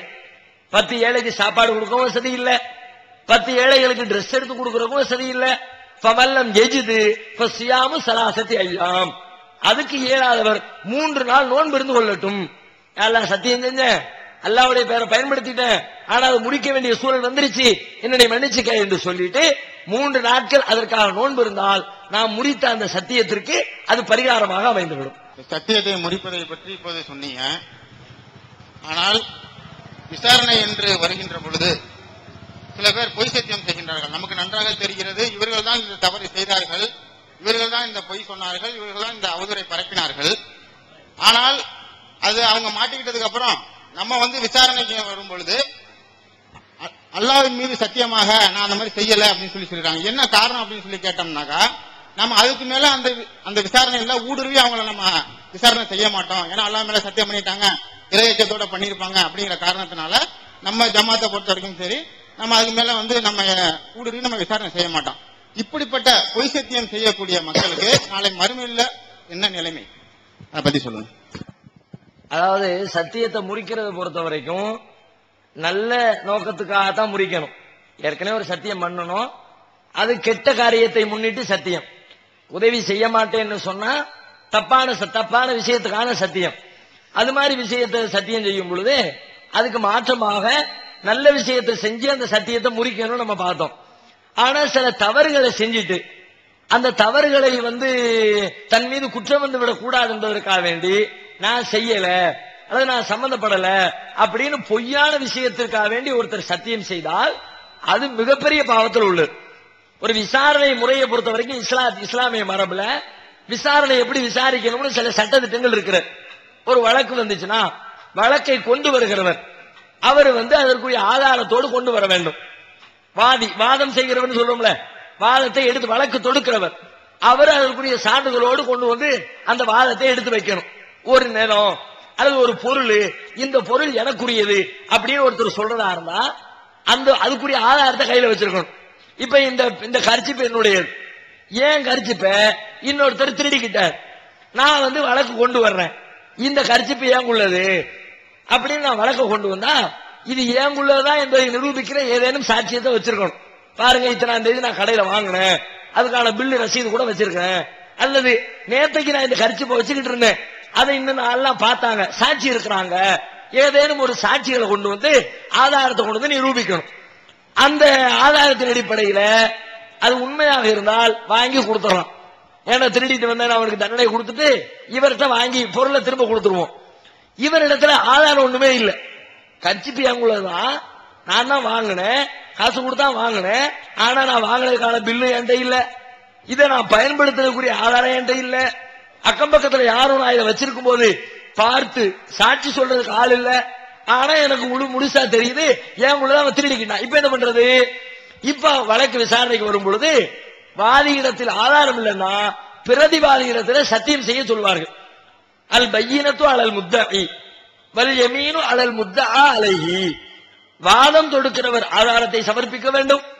அந்த வாதத்தை எதிர்கொள்கிறவர் ஆதாரத்தை வைக்க வேண்டிய அவசியம் இல்லை. அவர் சத்தியம் செய்து அதை மறுத்துக் கொள்ளலாம். ஏன்னு கேட்டா, ஒரு பொருள் இவர் கையில் இருக்குன்னு வச்சுக்குவோம், இவர் கையில் இருப்பதுதான் இவருக்குரியது என்பதற்குரிய ஆதாரம். என் கையில ஒரு பொருள் இருந்துச்சுன்னா அது ஏன் உள்ளது இல்லைன்னு ஒருத்தர் சொன்னா எவிடன்ஸோட சொல்லணும். இல்லாட்டி இது ஏன்ட்ட இருக்கிற வரைக்கும் ஏன் உள்ளதான். இப்ப இந்த கர்ச்சிப்பு ஏன் உள்ளது, எல்லாரும் தீர்ப்பு சொல்லலாம். ஏன் என் கையில இருக்குல்ல, நான் தானே வச்சிருக்கேன், நான் தானே பயன்படுத்துறேன், அதனால எனக்குரியது. இந்த அடிப்படையில் இஸ்லாமிய மார்க்கம் விசாரணை அணுகும். இப்படி அணுகும் பொழுது சம்பந்தப்பட்டவர் பொய்யான ஏன் உள்ளதான் அல்லாமல சத்தியமா ஏன் உள்ளதுன்ட்டார், ஆனா அவருக்குள்ளதே இல்லை. இப்ப இஸ்லாமிய கவர்மெண்ட் என்ன செய்யும்? ஒண்ணும் செய்யாது. அவருக்கு உங்களதான் நீனே வச்சுக்க, அதுக்கு எடுத்து எந்த பேச்சுவார்த்தையும் இருக்காது, அல்லாவிடத்துல பார்த்துக்கணும், முடிச்சிடணும். ஸல்லல்லாஹு அலைஹி வஸல்லம் காலத்துல ஒரு சஹாபி தனக்கு சொந்தமான ஒரு லேண்ட், ஒரு தோட்டம், இந்த பிரச்சனையை ரசூலுல்லாஹ் இடத்துல கொண்டு வர்றார். அல்லாஹ்வுடைய தூதரே, என்னுடைய தோட்டம் இது, இந்த யூதர் அதை அநியாயமா அபகரிச்சுக்கிட்டாரு, அதை எங்களுக்கு நியாயம் வழங்கி தரணும், வழக்க கொண்டு வர்றார். ரசூலுல்லாஹ் விசாரிக்கிறாங்க, உனக்கு என்ன ஆதாரம் இருக்குது? நீதான் அந்த தோட்டத்துக்கு சொந்தக்காரன் என்பதற்கு உன் கையில என்ன எவிடன்ஸ் இருக்குது? நீ அந்த சொத்து பத்துக்களை பராமரித்துக் கொண்டதை யாரையும் பார்த்திருக்கிறார்களா? அதற்குரிய சாட்சியங்களாவது இருக்கிறதா? எல்லாத்தையும் கேட்கிறான். அவர் என்ற ஒண்ணுமே இல்லைங்கிறார். உடனே ரசூலுல்லாஹ் யூதரை கூப்பிடுறாங்க, நீ சத்தியம் என்ன, அல்லாஹ்வுல சத்தியமா இந்த தோட்டம் எனக்குரியதுதான் சொல்லு. அப்படி சொல்லிட்டு இந்த தோட்டத்தை எடுத்துட்டு போ. இந்த முஸ்லீம் பதறார். அல்லாஹ்வுடைய தூதரே, அவர் யூதரு, அல்லாஹ் மேல எல்லாம் சரியான நம்பிக்கை இல்லாதவரு, இஷ்டத்துக்கு பொய் சத்தியம் சொல்லிட்டு போயிடுவாரு, என்ன நீங்க அவருக்கு போய் சத்தியம் கேட்க சொல்றீங்க? அப்ப ரசூலுல்லாஹ் சொல்லிட்டாங்க, இதுதான்ப்பா இங்க மரபு, இதுதான் வழக்கு விசாரணையுடைய முறை. அப்பதான் அல்லாஹ் ஒரு வசனத்தை இறக்கி வைக்கிறான், இன்னல்லதீன யஸ்தரூன பிஅஹதில்லாஹி வஐமானிஹிம் ஸமனன் கலீலன் உலாயிக லா ஹலாக லஹும் ஃபில் ஆখিরা வலா யுகல்லிமுஹுமுல்லாஹ் வலா யன்துரு இலைஹிம் யௌமல் கியாமா வலா யுஸக்கீஹிம் வலஹும் அஸாபுன் அலீம். இன்னல்லதீன யஸ்தரூன பிஅஹதில்லாஹ், அல்லாஹ்விடம் செய்து கொண்ட ஒப்பந்தத்தையும், வஐமானிஹிம் அல்லாஹ்வின் மீது செய்து கொள்கிற சத்தியத்தையும் யார் அற்பமான உலக வாழ்க்கைக்காக வேண்டி விற்பனை செய்து விடுகிறார்களோ, உலாயிக லா ஹலாக லஹும் ஃபில் ஆখিরা, மறுமையில் அவர்களுக்கு எந்த பங்கும் கிடையாது. வலா யுகல்லிமுஹுமுல்லாஹ், அல்லாஹ் அவர்களோடு பேச மாட்டான். வலா யன்துரு இலைஹிம் யௌமல் கியாமா, கியாமத் நாளையில் அவர்களை ஏறெடுத்து பார்க்க மாட்டான். வலா யுஸக்கீஹிம், அவர்களை பரிசுத்தப்படுத்த மாட்டான். வலஹும் அஸாபுன் அலீம், அவர்களுக்கு கடுமையான வேதனையை தான் அல்லாஹ் வச்சிருக்கிறான். கடும் வேதனை இருக்கிறது, அவ்வளவுதான். என்ன வேதனைன்னு சொல்லப்படல. ரசூலுல்லாஹ் கூட பாவங்களை பத்தி பட்டியலிடும் பொழுது 4 பெரும் பாவங்களை சொன்னார்கள். அல் கபாயிரு அல் இஷ்ராக்கு பில்லாஹ் வ உகூகுல் வாலிதைன் வ கத்லுன் நஃப்ஸ் வல் யமீனுல் கமூஸ். அல்லாஹ்வுக்கு இணை கற்பிப்பது, பெற்றோர்களை நோவினை செய்வது, அநியாயமாக உயிர்களை கொலை செய்வது, பொய்யான விஷயத்திற்கு சத்தியம் செய்வது, இந்த 4 பெரும் பாவங்களில் பட்டியும். அப்ப பெரும் பாவத்தை அவர் செய்யறார், அல்லாஹ்விடத்துல தப்பிக்க முடியாது. என்ன சாதாரணமா நம்ம இன்னொரு மனுஷனுடைய பேரை மிஸ்யூஸ் பண்ணனா மனுஷன் பொறுத்துக்க மாட்டேங்க. நமக்கு கோவம் வருது. என் பேரை சொல்லிட்டு ஒருத்தர் கடன் வாங்கினார், அல்லது என்னுடைய ரெக்கமெண்டேஷன்ல கடன் வாங்கினார், வாங்கின கடனை சொன்ன தேதியில கொடுக்கல, எனக்கு எப்படி இருக்கும்? ஏன்டா என் பேரை என்ன கெடுக்கிற, உனக்கு போய் நான் ரெக்கமெண்ட் பண்ணனேன், என் பேரை நீ எப்படி பயன்படுத்தின, நீ வாங்கி தொலைய வேண்டியதானே, நாளைக்கு அந்த மனுஷனுடைய முகத்துல என்னால முழிக்க முடியுமா அப்படின்னு மனிதர்களாகிய நமக்கு நம்ம பேரை ஒருத்தர் தவறான இடத்துல பயன்படுத்தி விட்டால் கோபம் வருது. படைச்ச ரப்புல் ஆலமீனுக்கு வராதா? அதனால சத்தியம் செய்யக்கூடியவங்க ரொம்ப ரொம்ப கவனமா இருக்கணும். பொய்யான விஷயத்துக்கு செஞ்சுட்டாங்க, மறுமை எத்தனை பட்டியல் போடுறா பாருங்க. அல்லாஹ்வுடைய பார்வை இருக்காது, அல்லாஹ் பரிசுத்தப்படுத்த மாட்டான், மறுமையில எந்த பங்கும் கிடையாது, அல்லாஹ் அவரிடத்துல பேச மாட்டான். இவ்வளவு கடுமையான பிரச்சனைகளை அவர் சந்திக்க நேரிடும். இதை மட்டும்தான் குர்ஆன் சொல்லுகிறது. வேறு தண்டனைகள் எப்படி இருக்கும் என்பது குறித்து விரிவாக நமக்கு சொல்லி தரப்படவில்லை. ஒவ்வொரு ஊர்லயும் ஜமாத்துன்னு ஒண்ணு இருக்கு, அவர்கள் நிர்வாகிகளா தேர்ந்தெடுக்கப்படுறாங்க. அவங்கள பத்தி அவங்க எப்படி இருக்க வேண்டும் என்பதை பத்தி கொஞ்சம் விளக்குங்க. ஏன்னா இந்த பட்டமளிப்பு விழா கூட சில நேரத்தில் அவங்க என்ன சொல்றாங்க, நம்ம விழாதை பத்தி நம்ம பேசணும்னா அவங்க இதெல்லாம் மட்டும் செய்யலாமா அப்படின்னு சொல்லி கேட்கறாங்க. அதனால விளக்கம் வந்துடும். அதாவது பள்ளிவாசலை நிர்வாகம் செய்யக்கூடியவர்களுடைய தகுதி என்ன அப்படின்னு கேட்கிறாங்க. இது அல்லாஹ் குர்ஆன்ல சொல்லிட்டான். இது பெருசா விளக்க வேண்டிய விஷயங்கள் இல்லை. குர்ஆன்லயே அல்லாஹ் அந்த பட்டியலை போட்டான். இன்னமா யாமுரு மசாஜிதல்லாஹி மன் ஆமன பில்லாஹி வல் யௌமில் ஆகிரி வ அகாமஸ் ஸலாத்த வ ஆத்தஸ் ஸகாத்த வ லம் யக்ஷ இல்லல்லாஹ் ஃபஅஸா உலாயிக அன் யகூனு மினல் முஹ்ததீன். இன்னமா யாமுரு மசாஜிதல்லாஹி மன் ஆமன பில்லாஹ். அல்லாஹ்வின் பள்ளிவாசல்களை நிர்வாகம் செய்யக்கூடியவர்கள் எப்படி இருக்க வேண்டும் என்றால், அவர்கள் முதலில் அல்லாஹ்வை சரிவர நம்பி இருக்க வேண்டும். வல் யௌமில் ஆகிரி, மறுமை நாளை நம்ப வேண்டும். வஅகாமஸ் ஸலாத்த, தொழுகையை நிலைநாட்ட வேண்டும். வஆத்தஸ் ஸகாத்த, ஜகாத்தை வழங்கிட வேண்டும். வலம் யக்ஷ இல்லல்லாஹ், அல்லாஹ்வை தவிர வேற யாருக்கும் அவர்கள் அஞ்சக்கூடாது. இந்த 5 விஷயத்தை அல்லாஹ் பட்டியல் போட்டிருக்கிறான். ஆனா இன்னைக்கு இருக்கிற பள்ளி நிர்வாகங்கள்ல இது பின்பற்றப்படுதான்னா நேர் தலையில். அல்லாஹ்வை யார் நம்பலையோ, பல ஊர்கள்ல செல்வம் படைத்தவர்கள், பணம் படைத்தவர்கள், அவங்க தான் ஜமாத்து தலைவர், ஜமாத்துடைய நிர்வாகி. கையில காசு தேவைப்பட்ட போட்டுக்குவாரு. ஆனா இதுவரைக்கும் அது மாதிரி நிர்வாகத்துல உட்கார வச்ச செல்வந்தேவரும் கையில இருந்து போட்ட மாதிரி தெரியல. கல்லாவில இருந்து அபகரிச்சவராக தான் இருக்கிறார். ஏன்னா வர்ற வருமானத்தை கொள்ளையடிக்கிறதுக்காக வேண்டி போய் உட்காரக்கூடியவர்கள் தான் அதிகமா இருக்கிறாங்க. அல்லாஹ்வை சரியா நம்பினார்னா, நம்பிய மக்களாக இருந்தால் இது மாதிரி ஒரு ஆளை தேர்ந்தெடுப்பாங்களா? பள்ளிவாசலுக்கு தொழுகவே வர்றதில்லை. கல்லா என்ன சொல்றான், நீ தொழலன்னா உனக்கு சக்கருங்கிற நரகத்தை ரெடி பண்ணி வச்சிருக்கிறேன். அங்க தொழாத மக்களாங்கிறது புலம்புவாங்க. லம்னக்கு மினல் முஸல்லீன் வலம்னக்கு நுத்இமுல் மிஸ்கீன் வகுன்னா நகூது மஅல் காலிமீன் வகுன்னா நுகذிபு பியௌமித்தீன்.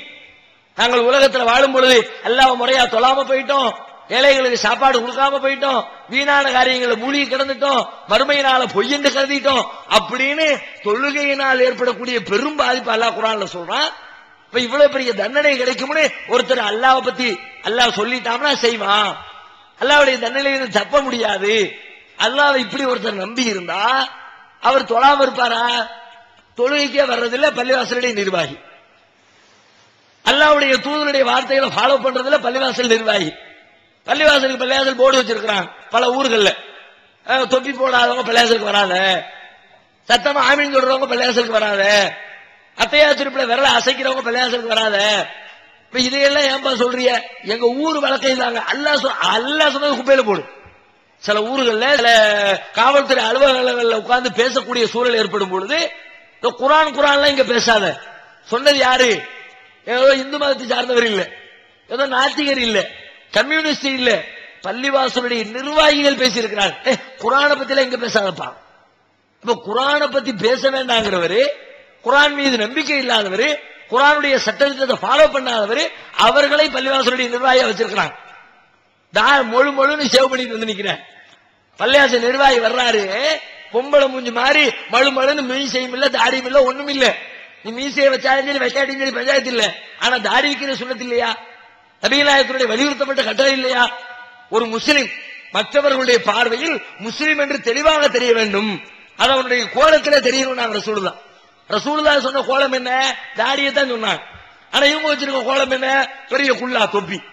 ரசூலுல்லாஹ் சொன்ன தாடி, ஹாலிஃபுல் முஷ்ரிகீன் அவ்ஃபிருல் லிஹா வ அஹஃபுஸ் ஸவாரிப, இணை கற்பிக்கிறவர்களுக்கு மாறு செய்யுங்கள், அதனால் நீங்கள் மீசையை கத்தரித்து தாடியை வளர விடுங்கள்.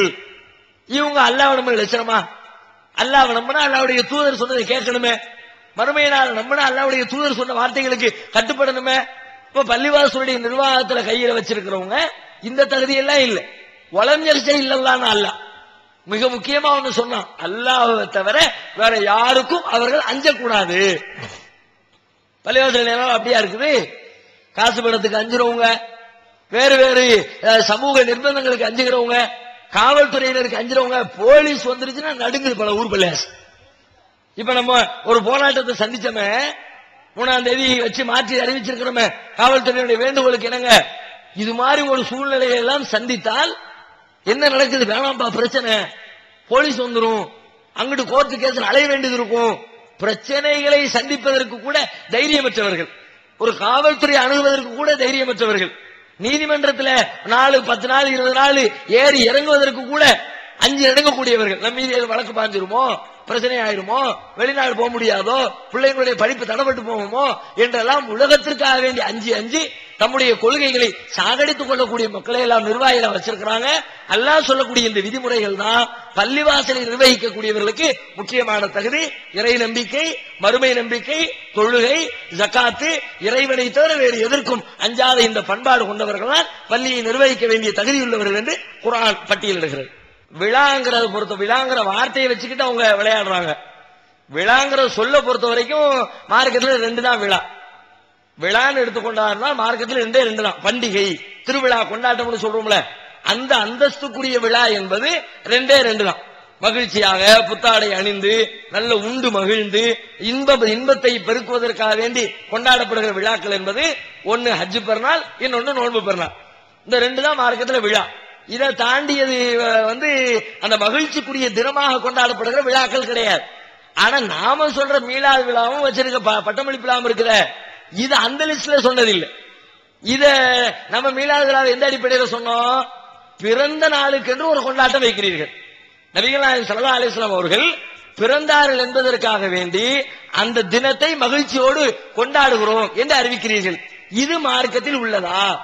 மார்க்கம்னு செய்றீங்க. இப்ப நம்ம பட்டமளிப்பு விழான்னு செய்யறோமே, மார்க்கத்துல அல்லாஹ் ரசூலுடைய மார்க்கத்தின்படி உள்ள விஷயமா இது? பட்டமளிப்பு ரசூல் குர்ஆனில 3 ஆண்டு காலம் படித்து முடித்த மாணவிகளுக்கு நீங்கள் பட்டம் கொடுக்க வேண்டும் என்று அல்லாஹ் சொல்லி இருக்கிறான் என்றோ, அல்லது பட்டம் கொடுத்தல் என்பது புண்ணியமான காரியம் என்றோ, பட்டம் கொடுத்தால் பட்டமளிப்பு விழா நீங்க கலந்துக்கிட்டீங்கன்னா உங்களுக்கு பெரிய சொர்க்கம் கிடைக்கும்னு சொல்லியோ, அது பட்டமளிப்பு விழா நிகழ்ச்சிகள் நடத்தப்படுவது நன்மைக்குரிய காரியம் அப்படியா செய்கிறோம்? அது அவர்களுக்கு சான்றிதழ் வழங்குகிற நிகழ்ச்சி. சான்றிதழ் எப்படியும் கொடுப்போம், அது ரூம்ல வச்சு கூட கொடுத்திருப்போம். அது மேட்டே கிடையாது. சான்றிதழ் கொடுக்கிற பஞ்சாயத்து இல்ல, அதை மையமாக வைத்து மக்களுக்கு உபதேசம் செய்கிறோம். இதை மார்க்கமாக செய்யல. இந்த நிகழ்ச்சி, இந்த விழா இந்த இடத்துல போட்டது இன்னைக்கு வச்சதை நேத்து வச்சிருப்போம். ஆனா நீங்க எப்படி வைப்பீங்களா? மீளாது விழான்னா குறிப்பிட்ட தேதியில ரசூலுல்லா பிறந்தாங்க, பிறந்ததை மையப்படுத்தி வைக்கிறீங்க. பிறந்ததை மையப்படுத்தி நடத்தப்படுகிற நிகழ்ச்சி இஸ்லாமிய நிகழ்ச்சி கிடையாது. நபிகள் நாயகம் ஸல்லல்லாஹு அலைஹி வஸல்லம் பிறப்புக்கு முக்கியத்துவம் கொடுக்கல. இன்னும் சொல்ல போனா பிறந்த விழா என்று கொண்டாடுறீங்களே, ரசூலுல்லாஹ் என்னைக்கு பிறந்தாங்கன்னு கன்ஃபார்ம் பண்ணுங்க. நீங்க அதுவே முட்டாள்தனம். ரபியுல் அவ்வல் 12ங்கிறீங்களே, பொய்ய சொல்லிக்கிட்டு ஒரு விழா நாங்க பொய்யா சொல்லி இருக்கிறோம். இன்னைக்கு பட்டமளிப்பு விழா போட்டு பட்டம் கொடுக்காம ஓடு பத்தி விட்டா பொய். நாங்க அப்படியே பண்ண போறோம்? பட்டமளிப்பு விழா கூப்பிட்டா பட்டத்தை கொடுத்துதான் அனுப்புவோம். இந்த சர்டிபிகேட் படிச்சதுக்கான சான்றிதழ் கொடுத்து அனுப்புவோம். நீங்க என்ன பண்றீங்க? மீளாது விழாங்கிறீங்க. அன்னைக்குதான் ரசூலுல்லாஹ் பிறந்தாங்க என்ன கன்ஃபார்ம்? லிஸ்ட் வரலாறு எடுத்து பார்த்தா ரஜப் 27 ஒருத்தர் சொல்றாரு, ரபியுல் அவ்வல் 18 ஒருத்தர் சொல்றாரு, ரபியுல் அவ்வல் 13 ஒருத்தர் சொல்லியிருக்காரு, ரபியுல் அவ்வல் 12 ஒருத்தர் சொல்லியிருக்காரு. 1008 கருத்துல ரபியுல் அவ்வல் 12 என்பது ஒரு கருத்து. இது எப்படி கன்ஃபார்ம் பண்ணீங்க? நபிகள் நாயகம் ஸல்லல்லாஹு அலைஹி வஸல்லம் அவர்கள் பிறக்கும் பொழுது நபி கிடையாது. 10ஓட 11 மக்காவில் பிறந்த ஆயிரக்கணக்கான குழந்தைகளில் அதுவும் ஒரு குழந்தை. அதனால அவர்கள் பிறந்த தினம் வரலாற்றில் பதிவு செய்யப்படவில்லை, பதிவு செய்ய வேண்டிய அவசியமும் இல்லை. என்றைக்கு பிறந்தால் என்ன? பிறந்ததை வைத்து ஒரு மனிதனுக்கு சிறப்பா? பிறப்பை வைத்து உயர்வா? பிறப்பை வைத்து தாழ்வா? இஸ்லாத்தினுடைய கான்செப்டே அதுக்கு எதிரானது. பிறப்பை வச்சு உயர்வு தாழ்வு கற்பிக்காத. பிறப்பை வச்சு நீங்க உயர்வு சொல்றதா இருந்தா மற்ற மதங்களுக்கும் உங்களுக்கு என்ன வேறுபாடு? நான் இங்கே இவனுக்கு பிறந்தான் அதனால் உயர்வு, கடவுளின் நெற்றியில் பிறந்தான் அதனால் உயர்வு, கடவுளின் காலில் பிறந்தான் அதனால் தாழ்வு, இந்த தேதியில் பிறந்தான் அதனால் உயர்வு, இந்த நட்சத்திரத்தில் பிறந்தான் அதனால் உயர்வு. அதைத்தானப்ப இஸ்லாம் அடிச்சு நொறுக்கி இருக்குது. நபிகள் நாயகம் ஸல்லல்லாஹு அலைஹி வஸல்லம் தன்னுடைய இறுதி பேரில் என்ன சொன்னாங்க? ஒவ்வொரு அறியாமை கால செயல்பாடுகளையும் மௌதுன் தஹத கதமைய ஹாத்தைன், இதோ என்னுடைய இந்த 2 கால்களுக்கு கீழே போட்டு புதைத்து விட்டேன். ரசூலுல்லாஹ் புதைச்சு வச்சதை நீ தோண்டி எடுத்து வச்சிருக்கிறீங்க. இதெல்லாம் அந்த காலத்தில் உள்ள அறியாமை கால செயல்பாடு. பிறப்பை வச்சு உயர்வதாக கொண்டாடுறது, அதுல மகிழ்ச்சி அடைகிறது. இன்னும் சொல்வதா இருந்தா பிறப்புல மகிழ்ச்சி அடைகிறது என்ன இருக்கிறது? ஒரு மனிதன் என்ன செய்தான், என்ன சாதனை புரிந்தான், எதை மக்களுக்கு வழங்கினான், அதுலதான் உயர்வு. நபிகள் நாயகத்தின் உயர்வு பிறப்பில் இல்லை, அவர்கள் கொண்டு வந்த மார்க்கத்தில் இருக்கிறது. ரசூலுல்லாஹ் அதைத்தான் சொன்னாங்க. நான் மார்க்கத்தை கொண்டு வந்தேனே, அந்த கொண்டு வந்ததை நீ சந்தோஷமா கொண்டாடு, அந்த நாளை பெருமைப்படுத்து, அந்த நாளை நீ மகத்துவப்படுத்து. அதைத்தான் மகத்துவப்படுத்திட்டு இருக்கிறோம். ஒவ்வொரு ரமதான் மாதத்திலேயும் லைலத்துல் கத்ர் என்ற பெயரில் கொண்டாடப்படுகிற கொண்டாட்டம் எதற்குரிய கொண்டாட்டம்? நபிகள் நாயகம் நபியாக உலகத்திற்கு அனுப்பப்பட்டதின் கொண்டாட்டம், அல்லாஹ்விடமிருந்து தூதுத்துவ செய்தி உலகத்திற்கு இறைக்கிறப்பட்ட முதல் கொண்டாட்டம். அதை கொண்டாடு, அதனால உங்களுக்கு நன்மை. அந்த குர்ஆன் இறங்கினதுனாலதான் உங்களுக்கு மறுமை நாளுக்கு வெற்றி கிடைச்சிச்சு, சொர்க்கத்தை நோக்கிய பாதை தெளிவாச்சு. அது இல்லாட்டி நம்ம நரகத்தினுடைய ஓரத்துல போய் விழுந்து கிடப்போம். அப்ப அந்த மாதிரி பிறப்பை கொண்டு சிறப்பு இல்லை என்று சொல்லப்பட்ட மார்க்கத்துல அதுவே சிறப்புன்னு சொல்றதும், படிச்சு முடிச்சுட்டாங்கன்னு சர்டிபிகேட் கொடுக்க வந்த நேரத்துல ஏமா சும்மா வந்துட்டு போறிய, மார்க்க விஷயமா 2 விஷயத்தை கேட்டுட்டு போ, ரெண்டும் ஒண்ணா விழான்னு போட்டுட்டா 2 ஒண்ணாயிருமா? அந்த வார்த்தையை பயன்பட விழான்னு அழிச்சிருவோம், அதான் பஞ்சாயத்தா? இப்ப நான் விழாவை அழிச்சிட்டோம், நீ விழாவை அழிச்சிருவியா? விழாங்கிற ஒன்ன வச்சுக்க நீங்க பேசினா பட்டமளிப்பு விழாங்கிற விழா வேணா தூக்கிறோம், அடுத்த வருஷம் விழா இருக்காதுன்னு வச்சிருவோம். பட்டமளிப்பு விழா உள்ளதானே, பட்டமளிப்பு உள்ளதானே, சான்றிதழ் ஏத்துக்கீங்க தானே, அதை யாரும் மறுக்க போறது இல்லையே. பிகாம் முடிச்சு சான்றிதழ் கொடுப்பாங்கல்ல, பிஎஸ்சி முடிச்சு சான்றிதழ் கொடுப்பாங்கல்ல, அதுல மாற்றுக்கிறது இல்லையே. ஆனா மீளாதுங்கிறது விழா பிரச்சனை இல்ல, மீளாதே பிரச்சனை. மீளாதுன்னா பிறப்பு, பிறப்பின் அடிப்படையில் சிறப்பு, அதுவே பிரச்சனை. உனக்கு இங்க விழாதான் பிரச்சனை, விழாவை அடிச்சிடறோம். அங்க மீளாதே பிரச்சனை, மீளாதே அடிச்சிரு. மீளாதே கிடையாது, பிறந்த நிகழ்ச்சியே கிடையாது, அப்படி அறிவிக்கணும். அதனால ரெண்டையும் போட்டு குழப்பிக் கொள்வதில் கம்பேர் பண்ணி குத்தம் சொல்றதுல எந்த நியாயமும் கிடையாது. இது மார்க்க அடிப்படையில் மார்க்க விளக்கத்தை சொல்வதற்குரிய நிகழ்ச்சி தானே தவிர இந்த தினத்தை மையப்படுத்திய கொண்டாட்டங்களை அறிவிப்பதற்குரிய நிகழ்ச்சி இது இல்லை. இப்போ மதுஹப ஆதரிக்காத சில இயக்கங்கள் இருக்கு. அந்த இயக்க சகோதரர்கள் இறந்து போனாங்கன்னா அவங்க ஜனாசா துறையில் போய் கலந்துக்கலாமா? அதே மாதிரி மதுஹப ஆதரிக்காத சில இயக்கங்கள் இருக்கு, அந்த இயக்கத்தோட பள்ளிவாசல போய் தொழலாமா? அதாவது மதுஹபை ஆதரிக்கல, அது மாதிரி யாரேனும் இறந்துட்டாங்கன்னா அவங்களுடைய ஜனாசாவில பங்கேற்கலாமா? அது மாதிரி ஆதரவிக்காத பள்ளிவாசல்கள்ல போய் நம்முடைய இபாதத்துகளை, தொழுகை போன்ற வணக்க வழிபாடுகளை அமைத்துக் கொள்ளலாமா அப்படின்னு கேட்கிறாங்க. இந்த ஒருத்தருடைய ஜனாசாவில் பங்கேற்கிறதா இருந்தா அதுக்கு என்ன அளவுகோல் அப்படின்னு பார்த்தா, அவர் அல்லாஹ்வுக்கு இணை கற்பிக்காதவரா இருந்திருக்க வேண்டும். இதுதான் ஜனாசாவுக்காக வேண்டி சொல்லப்படுகின்ற ஒரு முக்கியமான அளவுகோல். ஏன்னா அல்லாஹ் ஒருத்தருக்கு பாவ மன்னிப்பு தேடுறதா இருந்தா அவர் இணை கற்பிக்காத ஒரு நல்ல முஸ்லீமா இருந்திருக்கணும். இப்படிதான் குர்ஆன் சொல்லுகிறது. அல்லாஹ் சொல்றான், மாகாணலின் நபியி வல்லதீன் ஆமனும், எந்த ஒரு இறை தூதரா இருந்தாலும் எந்த ஒரு மூமினாக இருந்தாலும் அய்யஸ்தக்பிரூலில் முஷ்ரிகீன், இணை கற்பிக்கிறவர்களுக்கு பாவ மன்னிப்பு தேடுவதற்கு அவர்களுக்கு அருகதை கிடையாது. வலவுகானும் உளி குர்பா, அவர்கள் நெருங்கிய உறவினர்களா இருந்தாலும் சரிதான், பெத்த தகப்பனா இருந்தாலும் சரிதான், பெற்றெடுத்த தாயா இருந்தாலும் சரிதான், தானே பெத்த பிள்ளையா இருந்தாலும் சரிதான், அல்லாஹ்வுக்கு இணை கற்பிச்சிருக்கிறாங்களா அதை பார்க்கணும். தர்காவுக்கு போனா அல்லாஹ்வுக்கு இணை கற்பிக்கிற பாவம் தான், தாயத்து தகடுகளை தொங்க விட்டுக் கொண்டால் அல்லாஹ்வுக்கு இணை கற்பிக்கிற பாவம் தான், மௌலூது பாடல்களை பக்தியோடு படித்து மகிழ்ந்தால் அல்லாஹ்வுக்கு இணை கற்பிக்கிற பாவம் தான். இது மாதிரி பாவங்களை யாராவது செஞ்சிருக்கிறாங்களா? சூனியத்தை நம்பினார் அல்லாஹ் செய்யக்கூடிய காரியத்தை ஒரு மனிதனால் செய்ய முடியும், சூனியம் செய்து ஒரு மனிதனுடைய உடல் உறுப்புகளில் பாதிப்பு ஏற்படுத்த முடியும் என்று சூனியத்தை நம்பினால் அவர் அல்லாஹ்வுக்கு இணை கற்பிக்க கூடியவர் தான். இப்படிப்பட்ட இணை கற்பித்தலுக்குரிய இலக்கணங்கள் இருக்கிற அல்லாஹ்வுடைய அந்தஸ்தை அவனால் படைக்கப்பட்ட படைப்புகளுக்கு கொடுப்போமே, அது மாதிரி ஒரு காரியத்தை யாரேனும் செய்திருந்தால் அவருடைய ஜனாசாவில் பங்கேற்க இயலாது. அதே மாதிரி அல்லாஹ் நிரந்தர நரகம் என்று சொல்லக்கூடிய சில பேர், உதாரணமா வட்டி வாங்கக்கூடியவர், தற்கொலை செய்து கொண்டவர், இவங்க நிரந்தர நரகத்தினுடைய பட்டியல்ல வர்றாங்க. இந்த பட்டியலில் உள்ள நிரந்தர நரகம் என்று சொல்லப்பட்டவர்களும் இணை கற்பித்த பாவத்திற்கு சொந்தக்காரர்களா உள்ளவர்களும் இந்த பிரிவினரை தவிர மற்ற யாருடைய ஜனாசாவிலையும் பங்கேற்கிறதுல மார்க்கத்துல எந்த தடையும் கிடையாது, தாராளமா போய் பங்கேற்கலாம். அதே மாதிரி ஒரு பள்ளிவாசல்ல போய் தொழுகிறதா இருந்தா அதுக்கு என்ன அளவுகோல்? அவங்க மதுஹப நம்புறாங்களா இல்லையா? மதுஹப அதுல ஒரு டாபிக்கே இல்லை.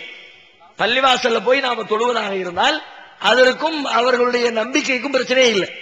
ஆனா அதுக்கு சில விஷயங்களா இல்ல பட்டியல் போடுறோம். ஒரு 4 பண்புகளை சொல்லி காட்டி, இந்த 4 பண்புகள் ஒரு பள்ளிவாசலில் நடைபெற்றால், ஒரு பள்ளிவாசலுடைய நிர்வாகம் அதை அங்கீகரித்து செயல்படுத்தினால் அந்த பள்ளிவாசல் அல்லாஹ்வின் பார்வையில் பள்ளிவாசலே இல்லை. உலகம் அதை பள்ளிவாசல் என்று சொன்னாலும் சரிதான், மக்கள் எல்லாம் அதை பள்ளிவாசல் என்று பயன்படுத்தினாலும் சரிதான், அல்லாஹ்வின் பார்வையில் அது பள்ளிவாசல் கிடையாது. அது என்ன 4 பண்புகள்? ஒன்னு அல்லாஹ்வை மறுப்பது, அல்லாஹ்வுக்கு இணை கற்பிப்பது, அல்லாஹ்வை மறுப்பது. இது மாதிரி பெரும் பாவங்கள் அங்கே அரங்கேறினால், மஸ்ஜிதன் லிராரன், மக்களுக்கு இடையூறு செய்கிற காரியங்கள் அந்த பள்ளிவாசல் மூலமாக அரங்கேற்றப்பட்டால், இருசாதல் லிமன் ஹாரபல்லாஹ் வ ரசூலா, அல்லாஹ்வுக்கும் ரசூலுக்கும் எதிராக களம் இறங்கியவர்களுக்கு அடைக்கலம் கொடுக்கப்பட்டால், இருசாதல் லிமன் ஹாரபல்லாஹ் வ ரசூலா மின் கபுல், மக்களுக்கு இடையூறு செய்தல், இறைவனை மறுத்தல், இறைவனுக்கு இணை கற்பித்தல், அது மாதிரி அல்லாஹ் ரசூலுக்கு எதிராக உள்ளவர்களுக்கு அடைக்கலம் தருதல், ஓ தஃப்ரீகம் பைனல் மூமினீன், இறை நம்பிக்கையாளர்களுக்கு இடையில் பிரிவினை ஏற்படுத்துதல். இந்த 4 அம்சங்கள் ஒரு பள்ளியில் அரங்கேறினால் அந்த பள்ளிவாசலே கிடையாது. அந்த பள்ளியில போய் நீங்க தொழக்கூடாது. இதை தாண்டி வேற ஏதாவது நடந்துச்சுன்னா அதை பத்தி நீங்க கவலைப்பட வேண்டிய அவசியம் இல்லை. இந்த நாளிலையும் புரிந்து கொள்ள வேண்டிய ஒரு சின்ன விளக்கம் இருக்கிறது. என்னன்னு கேட்டா, அல்லாஹ்வுக்கு இணை கற்பிக்கிற பாவம் சொல்றோம்ல, இணை கற்பிக்கிற பாவம் நடந்துச்சுன்னா மத்த 4 இருக்குதா 3 இருக்குதா இல்லையான்னு பார்க்க வேண்டிய தேவையே இல்லை. ஏன்னா பள்ளிவாசல்னாலே இணை கற்பிக்கப்படாத வழிபாட்டு தலத்துக்கு பேர் தான் பள்ளிவாசல். அன்னல் மஸாஜிது லில்லாஹ், பள்ளிகள் அனைத்தும் அல்லாஹ்வுக்கே சொந்தம். ஃபலா ததுஉ மஅல்லாஹி அஹதா, அங்கே அல்லாஹ்வோடு வேறு யாரையும் அழைக்காதீர்கள். அல்லாஹ் மாத்திரமே அழைக்கப்படுகிற, அல்லாஹ்வுக்கு இணை கற்பிக்கப்படாத ஒரு இடம் எதுவோ அதுதான் பள்ளிவாசல். அப்ப அங்க எங்கேயாவது இணை கற்பிச்சல் நடந்துருச்சு, பள்ளிவாசலுக்குள்ளே தர்கா கட்டி வச்சுட்டாங்க, பள்ளிவாசலுக்குள்ளேயே கபரை தர்கா மாதிரி உயர்த்தி வச்சு கையேந்தி நின்று விளக்கேத்தி வச்சு பத்திய பொருத்தி வச்சு கும்பிட்டுக்கிட்டு இருக்கிறாங்க, அது பள்ளிவாசல் கிடையாது.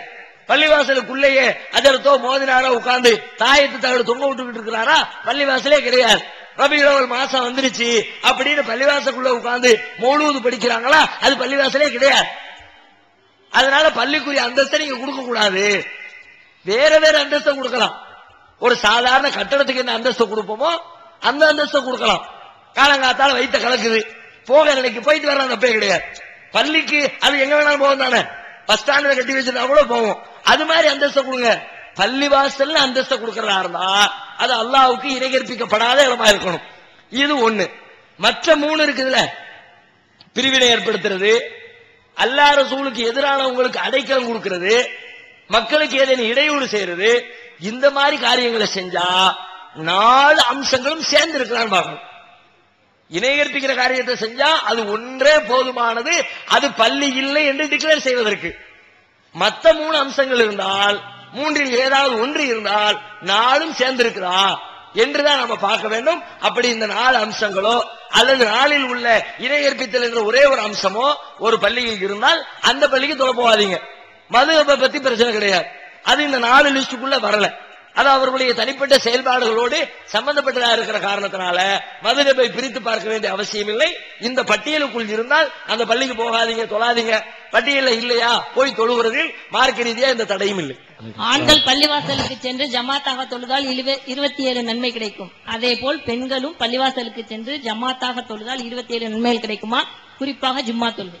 அதாவது ஜமாத்துடைய தொழுகைக்கு சாதாரணமா தொழுகிறத விட 27 மடங்கு நன்மை இருக்குன்ற சூழலா சொன்னாங்க.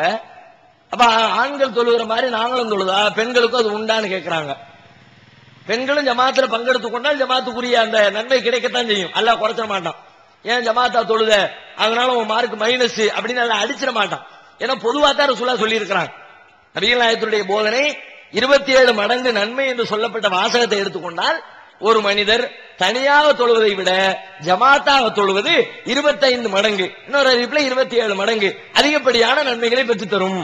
ஒரு ஆண் மகன் குறிப்பிட்ட ரசூலுதான். ஆணுக்குன்ற மாதிரியான குறிப்பிட்ட வார்த்தைகளை பயன்படுத்த 2 பேருக்கும் உள்ளதுதான்.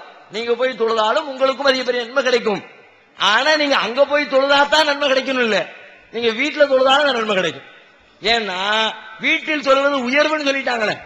நபி ஸல்லல்லாஹு அலைஹி வஸல்லம் ஒரு பெண் தன்னுடைய வீட்டுல தனி அறையில இறைவனை துதித்து தியானிப்பது சிறந்தது என்று சொல்லிட்ட காரணத்தினால அங்க போனா தான் கிடைக்கும். நீங்க நம்ப தேவையில்லை, அங்க போனாலும் கிடைக்கும், அங்க போகாம உங்க வீட்டுக்குள்ள நீங்க தொழுதாலும் அதுக்கும் அந்த நன்மை கிடைக்கும். ஜும்மாவுடைய இதுலயும் அதே சட்டம் தான். ஜும்மாவை பொறுத்தவரை ஜும்மாவை கலந்து கொண்டால் கூடுதல் பயனை அடைவீங்க. என்ன பயனு? சொற்பொழிவு கேட்பீங்க, மார்க்கத்தை தெரிஞ்சுக்குவீங்க. அந்த மார்க்க அறிவை பெருக்கிக் கொள்கிற பயன் அந்த அடிப்படையில் வேண்டுமானால் நன்மை கூடுதலாக கிடைக்கலாமே தவிர தொழுகை இபாதத்தின் அடிப்படையில நீங்க வீட்டுக்குள்ள தொழுதா எப்படி அதிகபட்ச நன்மையோ அதே நன்மை தான் நீங்க. அதனால ஆண்களுக்கு வித்தியாசம் இருக்கிறது, தனிச்சு தொழுகிறதுக்கும் ஜமாத்தா தொழுகிறதுக்கும். ஆனா பெண்களை பொறுத்த வரைக்கும் ஜமாத்தா தொழுதா உங்களுக்கு 27 உண்டு, அதே 27 வீட்டுக்குள்ள தொழுதாலும் உண்டு, அதுல வித்தியாசம் இல்லை. அல்லாஹ்